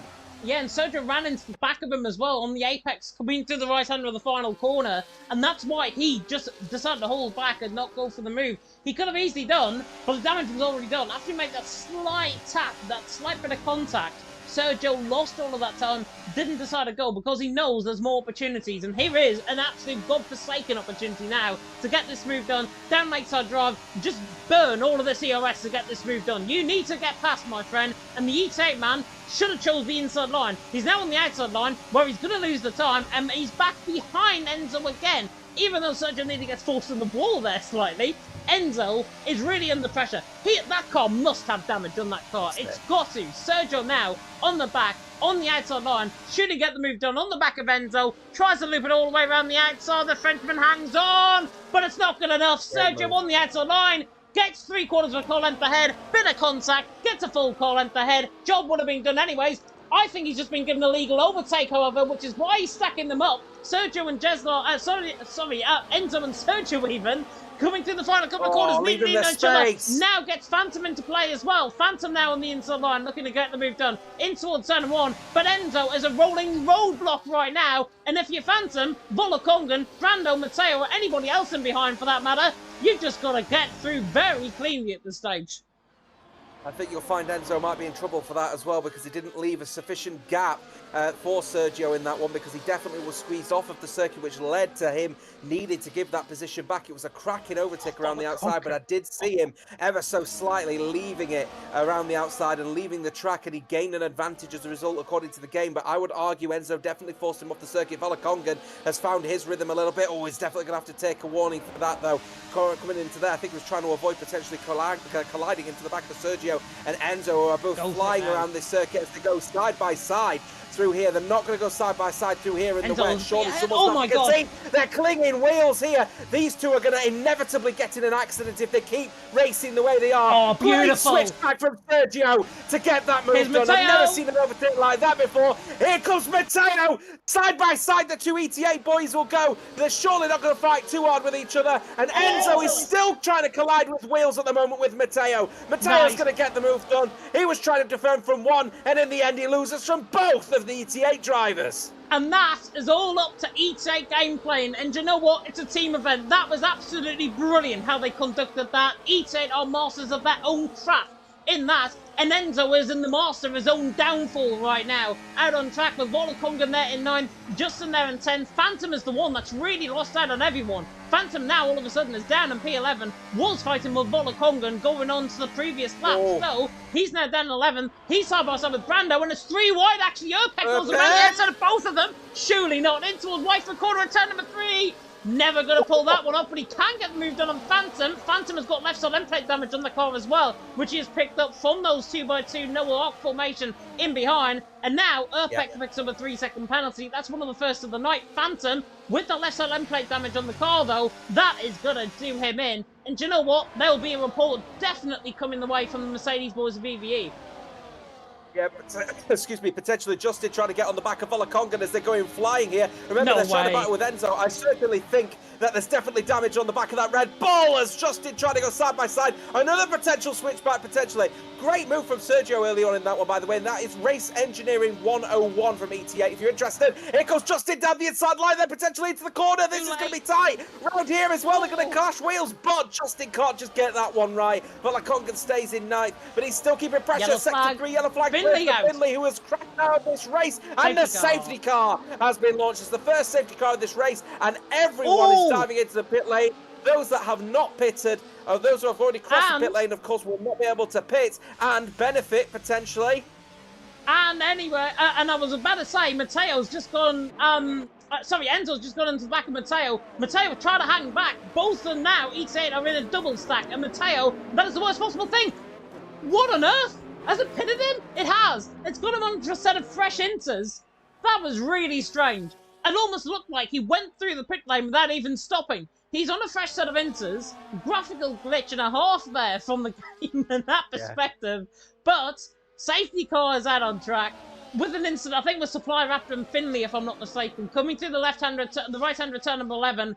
Both of them got caught in each other, and I think it's probably about a 20-25 mile an hour crash for Finley in the wall, and Finley in the end, out of the race. EV are not going to be happy. They're all going to stick to their delta times. Throws the race completely open. But you know what? If you're the front 5 right now, you're absolutely laughing because you get the free pit stop compared to everyone else. And everyone else now has been done in terms of the safety car. So if you're Joe Murphy, Oscar Flopman, you're going to be richly rewarded. Yeah, it makes no difference with the safety car eventually coming into the pit lane because, of course, the only benefit that they will get is effectively the safety car. Period, of course, will affect those behind that have to commit to the double stack, whereas the likes of TTM, Shazoo, BRT, and actually also including Team TF10 won't have to double stack, so that is sort of massive benefit for them. They'll come into the pit lane and come out of the pit lane as they come in, but the situation is that then now invites Barak back into the fight. He did that half spin, lost a couple of positions, gained them back, and now he's back up in front and up in personal with the front 3. So actually, Joe Murphy, Oscar and Flopman will actually be reeling from this because, of course, it means that effectively the lead that they've been able to pull to keep it just between them 3 is now gone. It is now gone indeed. Where are Sergio and the likes going to filter out potentially in this battle? Are they going to filter out behind Jeslo and Barak? Yes, they are. So really, nobody apart from Brando has lost many positions. Brando is the only one that's going to lose a handful of positions out of all of this. Everyone else right now, you're absolutely fine. Brando, I think, is going to be ahead actually of Wolakongan coming in through turn number 1. He is indeed. Wolakongan gets falls on the grass for good measure. But Brando coming out of the pit lane, that was good from Brando, I'm going to say. Wolakongan there in 9, Justin there in 10. Wolakongan would have backed off anyway, so I know him very, very well indeed. But Joe Murphy now leads. Oscar second, Flopman in third. They've now been picked up by the safety car, by the virtual Marlander out on track. And now that gives everyone a chance to breathe, a chance for everyone to calm down, take note, maybe go through the plans that are to come within the race. Is it me, Jota, or is the rain beginning to ease as well? It's still raining, but it looks like it's eased considerably compared to earlier on in the race. Yeah, definitely still intermediate conditions, but that dry line is starting to become quite prominent. So you may see the drivers ever so slightly just tucking off of the racing line just to cool down the tyres at the moment. Certainly, almost certainly, still an intermediate tyre is needed. But yeah, it is definitely lightening up out there at the moment. And curiously, Valaconga, by the way, was in overtake all the way down that straight to try and get to the first safety car line against Brando. But Brando got in there just in time, which of course means that he keeps that P8 under this safety car period. Drivers at the back, Fede for TRT and Boyalulu for the GT10 team are just getting to the back of this queue, so we'll be behind the safety car for one more lap, and then we should get going on lap 15 of 29, a 14-lap dash to the end. This was around about when we would be expecting the first set of pit stops anyway, so what this does is that it's effectively brought everyone back into the same idea of what they were going to do for strategy anyway. But curiously, of course, the drivers are now all up close and personal once again. So it's a bit of a mixed bag here. I think Joe Murphy still is the favourite for this race victory, but Oscar and Flopman have kept within touching distance of him. But Barak is now back, and he wants to make sure he doesn't make that mistake again, because he is definitely back in the fight. He is definitely back in the fight, and it now, obviously, Constantine is up the whole field, but it also presents opportunities for all hell to break loose. And do you know what? Potentially it could. Look at the gap as well that Barak is actually leaving to everyone else. Not just Barak, actually. There is an issue maybe with his internet, or if he's just trying to fix things as he goes along.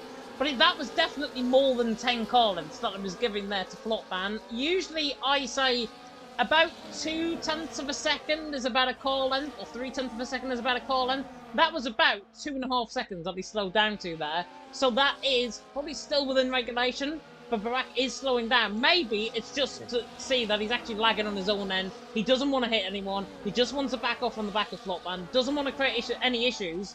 But that also creates an issue somewhat in behind, if he is lagging, because Jeslar, Sergio, and Matteo directly are being held up as a result. So it's a very thin line that Barak has got to go down. Whether he is lagging or not, he looks fine on our end at least. But whether he's not, if he's lagging on the driver's end, actually out on track, is a different thing. Safety car is going to come in this lap, though. All of those questions that I've just had and just fired at Jota are going to be answered very soon. Yeah, so we'll see what happens as everyone will obviously back up and Joe Murphy becomes a de facto safety car very quickly. Dirk, the TF10 manager as well, and the unfortunate recipient of that puncture back in Qatar as well, still feel sorry for him for that one, is reporting TF10 don't see anything wrong at the moment with Barak, so they're not sure. I don't think there's any issues either, so maybe there's a little bit of desync happening between drivers and Barak, but nothing from my scene that seems anything bad anyway. Yeah, totally agree with that. Barak was fine in PSGL last night as well, and he got reported. Joe Murphy's gone early, as you mentioned. Now coming to the left-hand of 13, now to the right-hand of turn number 14. We'll see what Joe Murphy can do. Neville, by the way, is just super chatting in the chat. Thank you very much. Hashtag enjoy ETA. Even though he's a part of Team TTM. Joe Murphy on the run now down and towards turn number 1. Oscar there in second. Flopman there in third. Oscar's right on the back of Joe Murphy. Slight slide coming through turn number 1. Losing about a half a 10. But Joe Murphy will lead down and towards turn number 3 at Whiteford Corner. It's a rather easy start and a rather frozen start by everyone because nobody's gone for the move. Everyone just wants to get back up the racing speed. But immediately, Barak is sticking with Flopman, and Flopman is not really sticking with Oscar at this moment in time. And the big thing is, the front four once again are beginning to pull away. This time it's Jeslar that is losing the time compared to everyone else.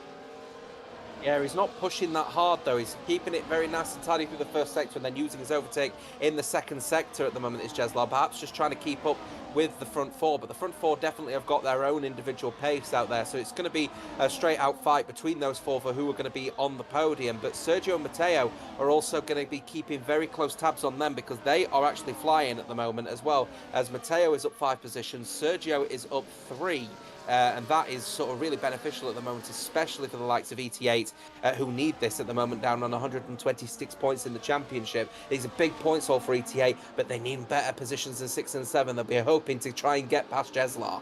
Yeah, definitely so. And there's two Nevios, by the way, that I've just clicked on, and I've read out the wrong person. So there we are. Joe Murphy leads the way. Oscar in second, Flopman in third. Even the best sometimes can make mistakes, and I own up to them. Barack there on the back of Flopman, running now down in towards turn number one. Is the Spaniard going to get back on the Frenchman? The Frenchman very wide, coming off turn number one, then through the left hand there of turn number two.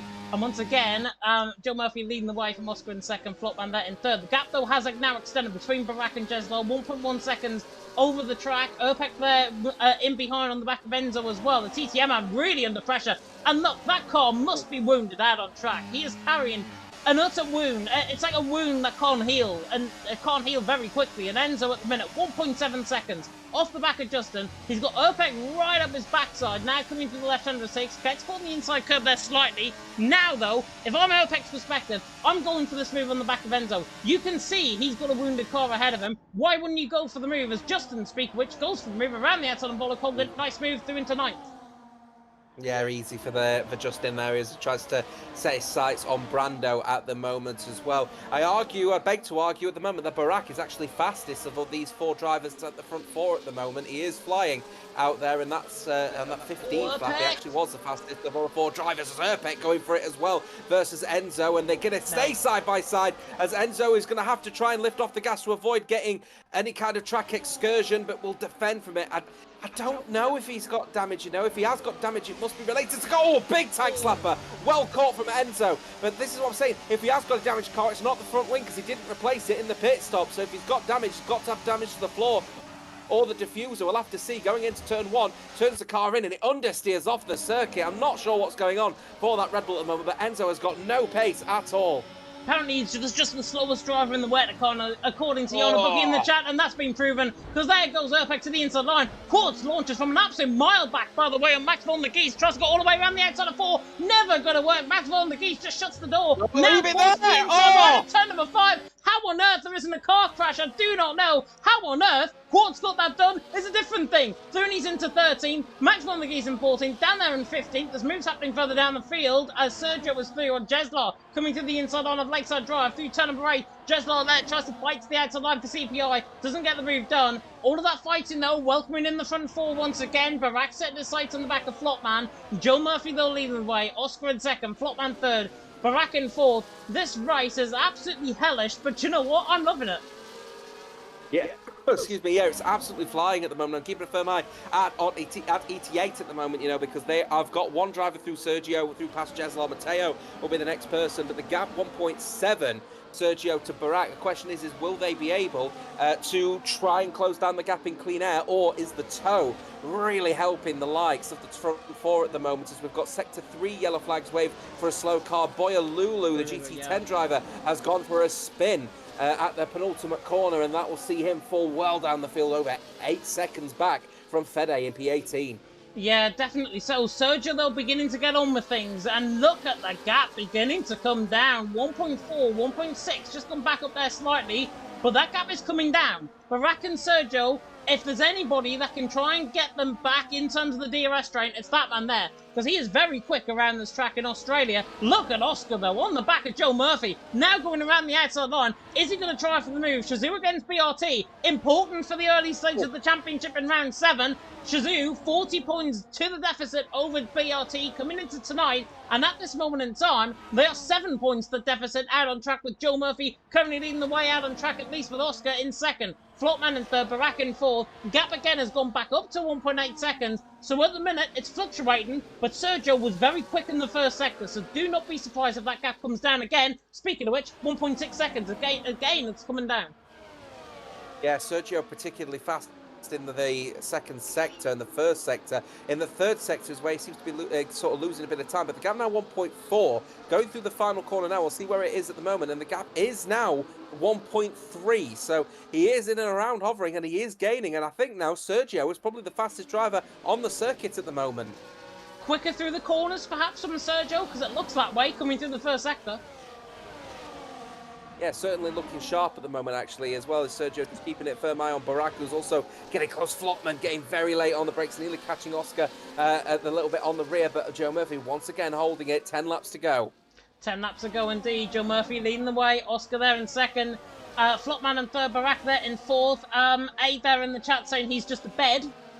Put it this way, I'm not falling asleep over this race. Joe Murphy leading the way, Oscar in second, Flopman in third, Barack there in fourth again. The gap has come down, 1.3 seconds. Just those incremental gains that Sergio was making. He's slow in a straight line. Look at how much time he loses and forfeits in a straight line compared to going through the corners. Sergio's setup is fully down in the corners compared to everyone else's who are pretty much even split. Maybe a few of them running dry setups as well, as Oscar has to defend from Flopman, who tries around the outside line, nearly knocks off a bit of carbon fiber on that Red Bull as well, but he's still side by side. Now coming through the white 112, doesn't get the move done. Oscar there in second, Flopman there in third, and if that was aggressive Floppy, as I'm calling them here, he would have went for the move again. In the end, this is patient Floppy that we're seeing.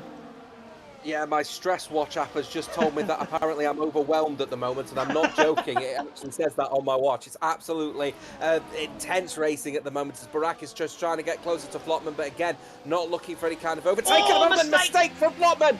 That's a mistake from Flopman. He knew that he was getting up close and personal. Now he's got all that empty space. He doesn't know what to do with it. Here comes Barack down the inside line. Catches Flopman napping. That move is done and dusted. TF10 have got a driver on the podium. Has Flopman got right side plate damage in that car as well? It's very hard to see. I think he's okay, but visually that looked like that right side plate was hanging off the car. It's not. It's fine. His right side plate damage is fine. Might be just my eyesight playing up. Joe Murphy leading the way. Oscar in second. Barack in third. Here comes Flopman again, though, on the back of Barack. Is he going to go aggressive Floppy, or is this just going to be patient Floppy again? Once again, it's going to be half patient Floppy, I guess, around the outside of turn number 9. No way! Turn number 10, that's aggressive Floppy, and that's Barack into the gravel, and he's going to lose a position to Sergio with that as well. And Flopman there, put it this way, if Joss's watch is now telling him he's overwhelmed, God knows what it's telling him after that battle. Yeah, my heart rate's now 110 at the moment. This is a poor... I'm sorry. TTM have got to take responsibility of that one and tell Flopman he needs to calm down. That might have just cost TTM a podium tonight with that 5-second penalty. That might just be heading their way. I'm not entirely sure why he was going to go around the outside of that corner. It was never going to work. And now ET8 have got a real opportunity to swallow up points that they desperately need in this championship. And in the end, Flopman there in third. What do you do, though, if you're a team TTM, team manager? Do you try to swap the positions? Or do you try and get Barack in a position where he can overtake Sergio and then swap the positions so there's no report actually happened within the race? It's going to be an interesting one, I think, from that perspective. Flopman there in third, Sergio fourth, Barack there in fifth. It might just be, though, it goes down as a racing incident, because that was a crash of wheels. Flopman, though, that changes everything. 3-second penalty on the car. He's going to drop down as a result. If Barack doesn't pick up the penalty, he'll be finishing ahead of Flopman right now. So, again, changes in the favour of the TF10 man right now. I mean, at the moment, it's unfortunate nature for Flopman at the moment and for TTM, because unfortunately their teammate Enzo is slower than a slug on weed at the moment. He's just not finding any comfort out there. Is the man in 12th place, and now with Flopman well up the field with a penalty and potentially also impending penalty from the stewards as well, TTM might be losing big points again in this championship, which is the last thing that they need. We've got Sergio in fourth. He's gaining rapidly. ET8 could be on for a podium as it stands, probably will be as well at post the circuit as well. And Matteo, big positions he's gaining, starting 12th. It's a great achievement from Matteo in this one. He might also be in there to earn some big points for ET8. Slower than a slug on weed. Not sure what Joss has been smoking here in the commentary box. Oscar leads the way. Joe Murphy there, currently in the lead of the race. Oscar there in second, but Oscar has got 95% of ERS. Joe Murphy, 80%, so he's got a 10% advantage, this Jew man. Has he been taking lessons from Cameron Dowds, I wonder, in the Alpine right now, there at second. Doing a fantastic job. Flopman, as a result of that battle with Barack, as a result of that bit of contact, now puts them 2 seconds behind. And in the end, Flopman in third, Sergio in fourth, Barack there in fifth. Looking really, really strong now is the ET8 man. Matteo, seemingly, is looking really quick on the back of Barack. And now Barack is under pressure from the back of Matteo. Here comes Unk to the outside line, running in toward the late side drive. Through turn right at 9. I think, though, he's just going to have to sit and wait because he cannot find a move on the back of Barack. There's a slight lag back there, slightly from Barack's perspective, but it's fine at the minute. Matteo on the back of Barack, trying to find the move. No ERS for him. Phenomenal run out, though, from Matteo. This is on the outside line. line. Sergio on the outside line as well. Race Double engineering at move its for ETA. finest. Matteo goes around the outside, but Ragnar very late on the brakes. Goes to the inside line, gets the corner first, not out of the corner first, because Matteo goes around the outside. Beautiful move through, and he's into fifth. That was set up all the way from Lakeside Drive.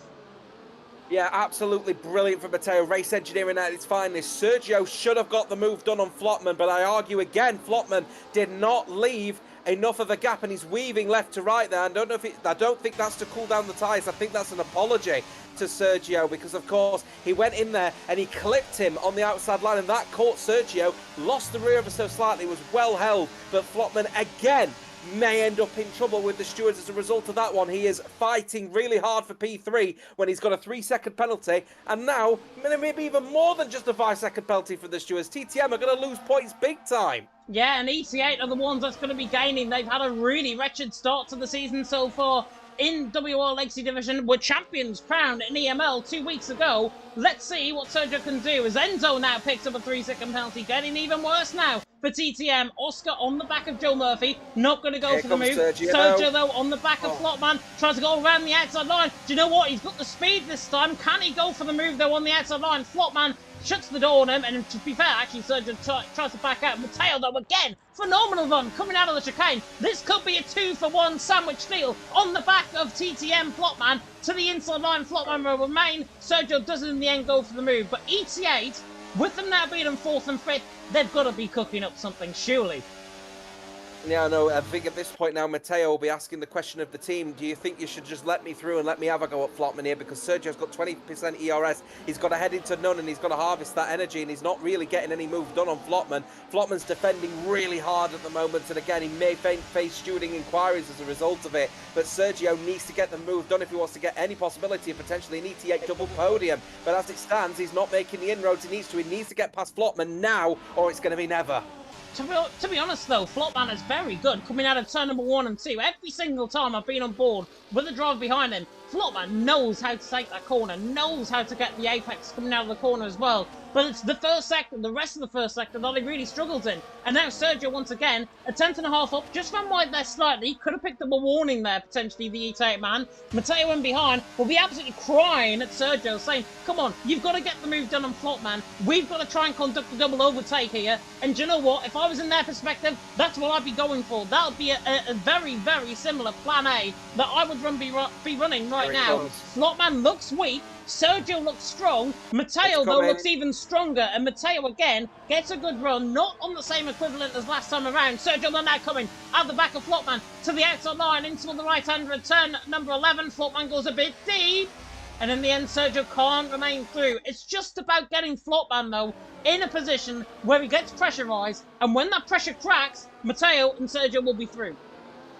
Max von der Geest getting overtaken. In fact, he's lost it as well. He's lost it going through that corner as well. And unfortunately, Pauls finds himself all the way down in P18 as a result. TF10 have only got one driver in the points as it stands, Super Rack. If I were ET8 here, I'd seriously be considering switching Matteo and Sergio. Matteo has got 100% ERS in comparison to his teammate on 60. If I were them, I would really consider switching the drivers around and see if they can race engineer with Matteo leading and then get both of the drivers past Flotman.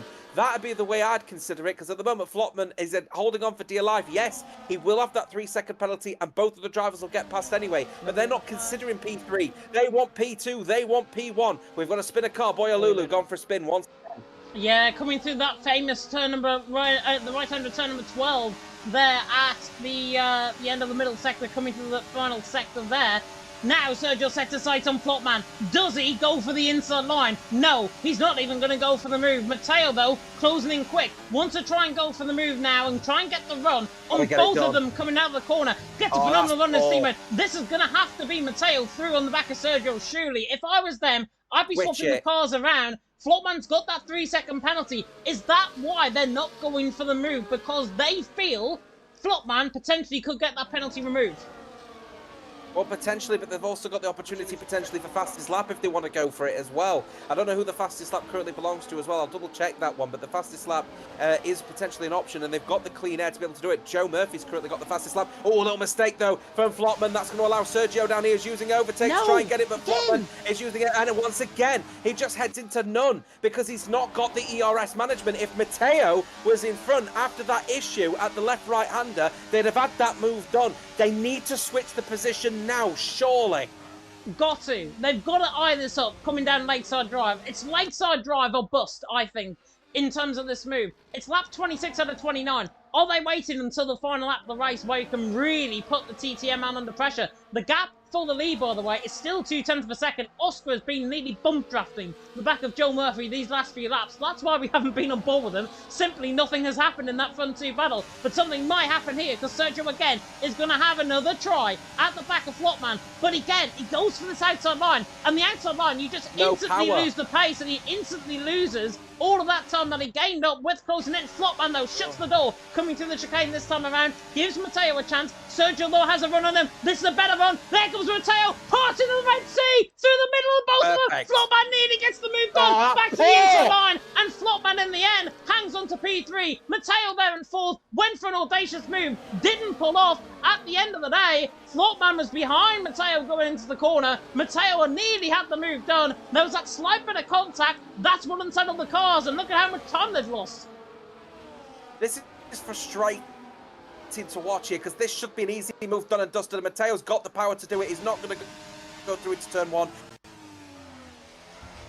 He's going to clip the corner through turn one to take as much power as he can through there, but he's going to lose the rear ever so slightly. I'm actually getting incredibly frustrated watching this because this should be an easy move done and dusted, but once again Flotman defends the position. Sergio switches the position. This will give ET8 the best opportunity to take P3 on merit, not after penalties. We'll have to see. Going through the right-hander, and once again they're just holding on for dear life, giving themselves a little bit of a gap so they can power out the corner, flat it, straight down, and stop putting an attack on. 84% ERS, he's got it. Here comes Oscar on the back of Joe Murphy. Joe Murphy fighting aggressively there for the race lead. Oscar nearly had that move done to the inside line there. Joe Murphy just shut him off at the pass. Matteo now goes for the outside line. Down on the outside line, coming through. That's how you do it. That's how you do it. Matteo threw him. Flotman nearly spins the car. Flotman, though, is going to have the run back at him. Matteo, though, is going to have to use this battery. Here he comes. Off the move. Flotman on the back, Sergio on the inside line as well. Goes for the move.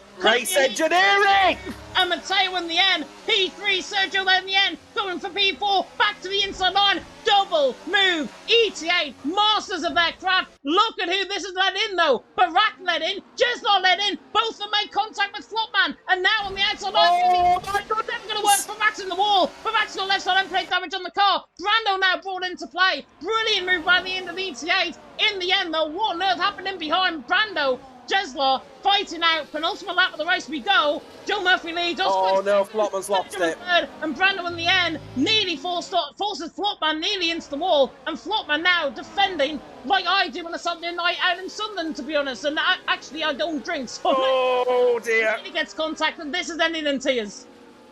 Yeah, no, this is ending in tears. Flotman has mentally lost it completely. He's just absolutely defending with absolute might, power, and absolute unnecessary. Oh, you get what I mean. He's just not flying out there at the moment. Enzo gets a 3-second time penalty, which is just the epitome of TTM's troubles at the moment. And it's a scathing review from me from TTM tonight. This has been appalling from the drivers. Justin now looking for the move here. Could be actually a decent points haul in the end with Joe Murphy leading from the front, with Justin just trying to hold up and try and get P7. He's not going to go for it versus Flotman. Barak, by the way, major front wing damage after result of that collision. Flotman just completely lost it after the ET8 boys race engineering at its finest, and as a result finds himself with P7 and losing positions left, right and centre as a result of the 3-second penalties. Urpek gets a move done of Alakonga for P9. And I'm going to let Jota breathe for the final lap of the race. Joe Murphy leads the way. Barak is dropping down the field very, very much so. 14th position, doesn't deserve to be there.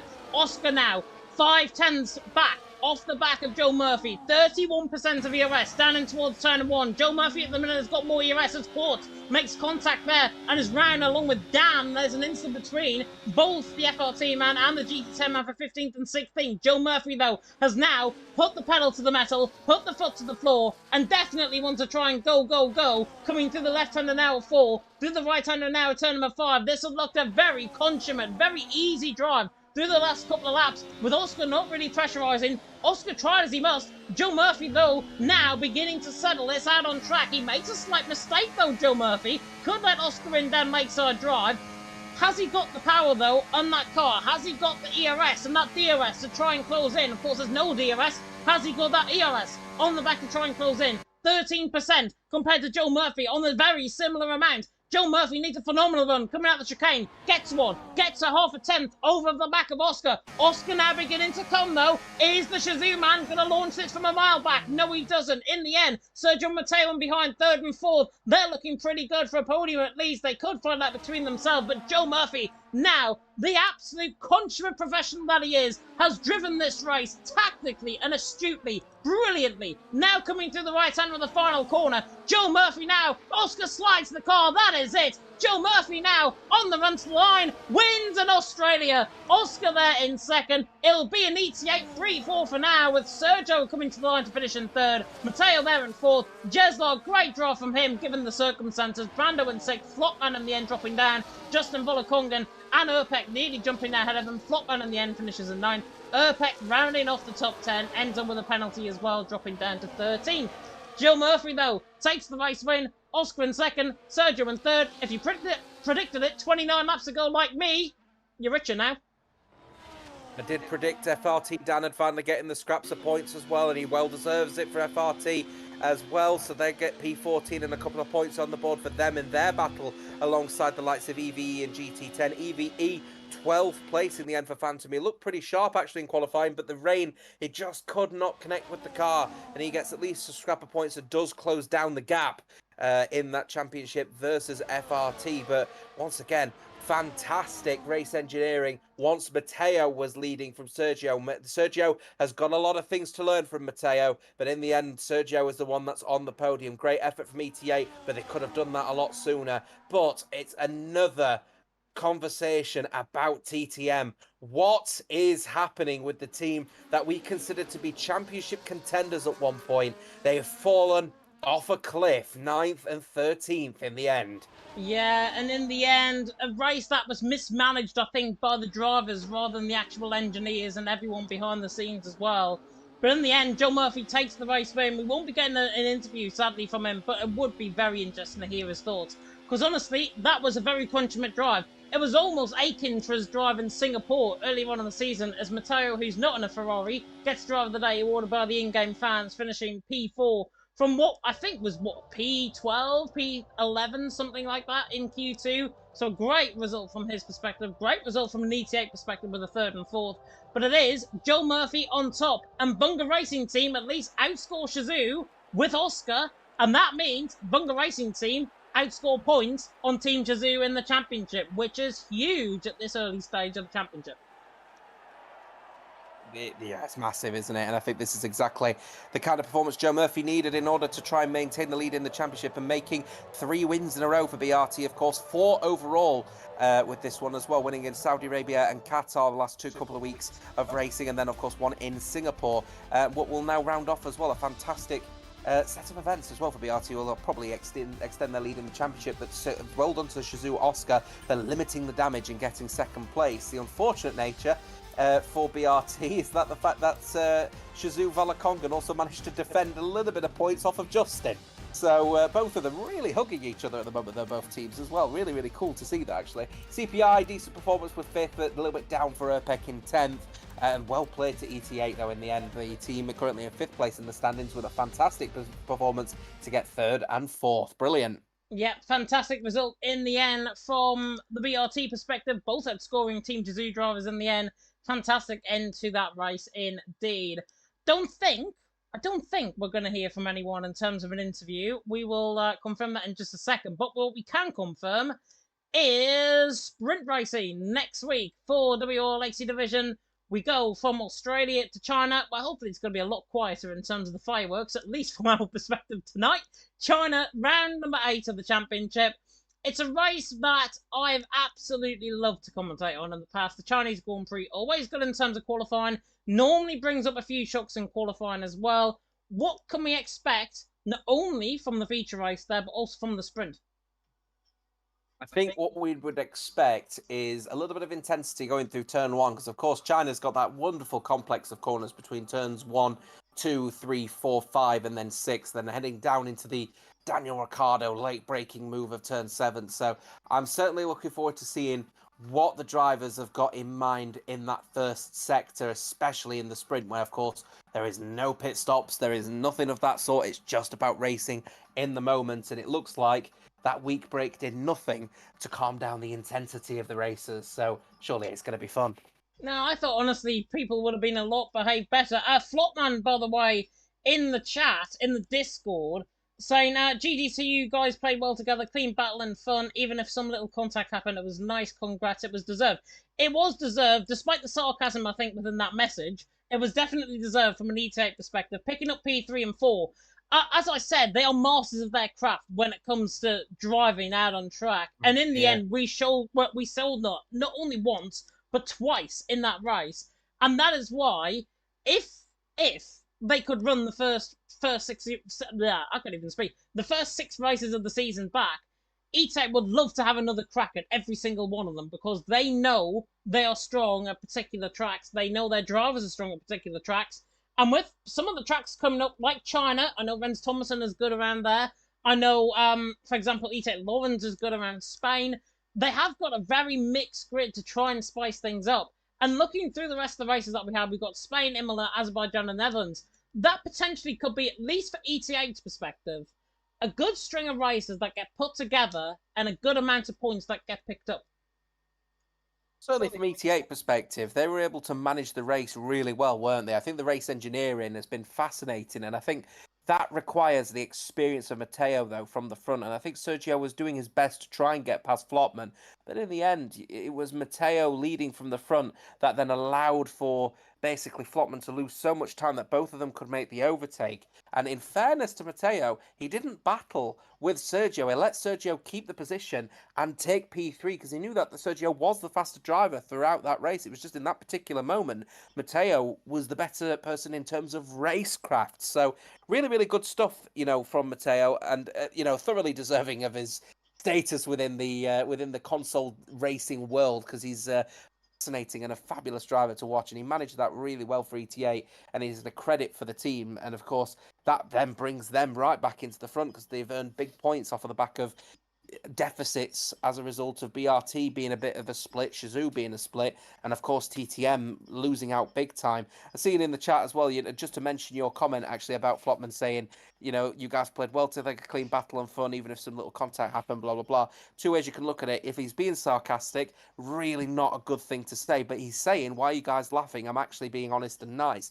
It was well managed from ETA, so if it's a genuine comment, fair play. But he really should keep quiet because Flopman wasn't exactly the nicest person on circuit tonight, let's be honest.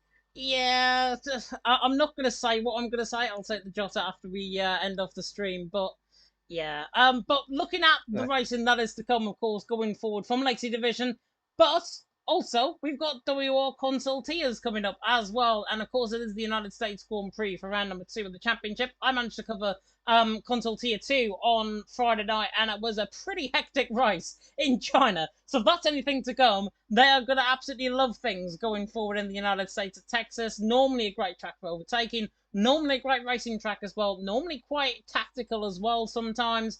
It is going to be an absolute privilege, hopefully, to cover that once again. The United States Grand Prix round number 2 of the championship coming up for console tiers. And, of course, the long-awaited return of the PC tiers, which start off next Monday at the United States Grand Prix, November the 11th. Mark that down in your calendars. If you want to get, of course, tuned in for all of the PC tiers, most of them at least will be streamed, at least, I'm sure, on YouTube and indeed on Twitch. And you can catch all of us, of course, next week, back here in China with, of course, the sprint race to come and the second sprint race indeed of the season out of the 6 that we've got of this 24-round calendar here in WOR Legacy Division. From myself, from Jota, we are going to sign off here, but not forgetting a word from our sponsors, Gridfinder and Next Level Racing. We're going to be back with you next week, to the much joy of all of you, I'm sure, in the chat. Thank you so much for watching, and until next time, goodbye.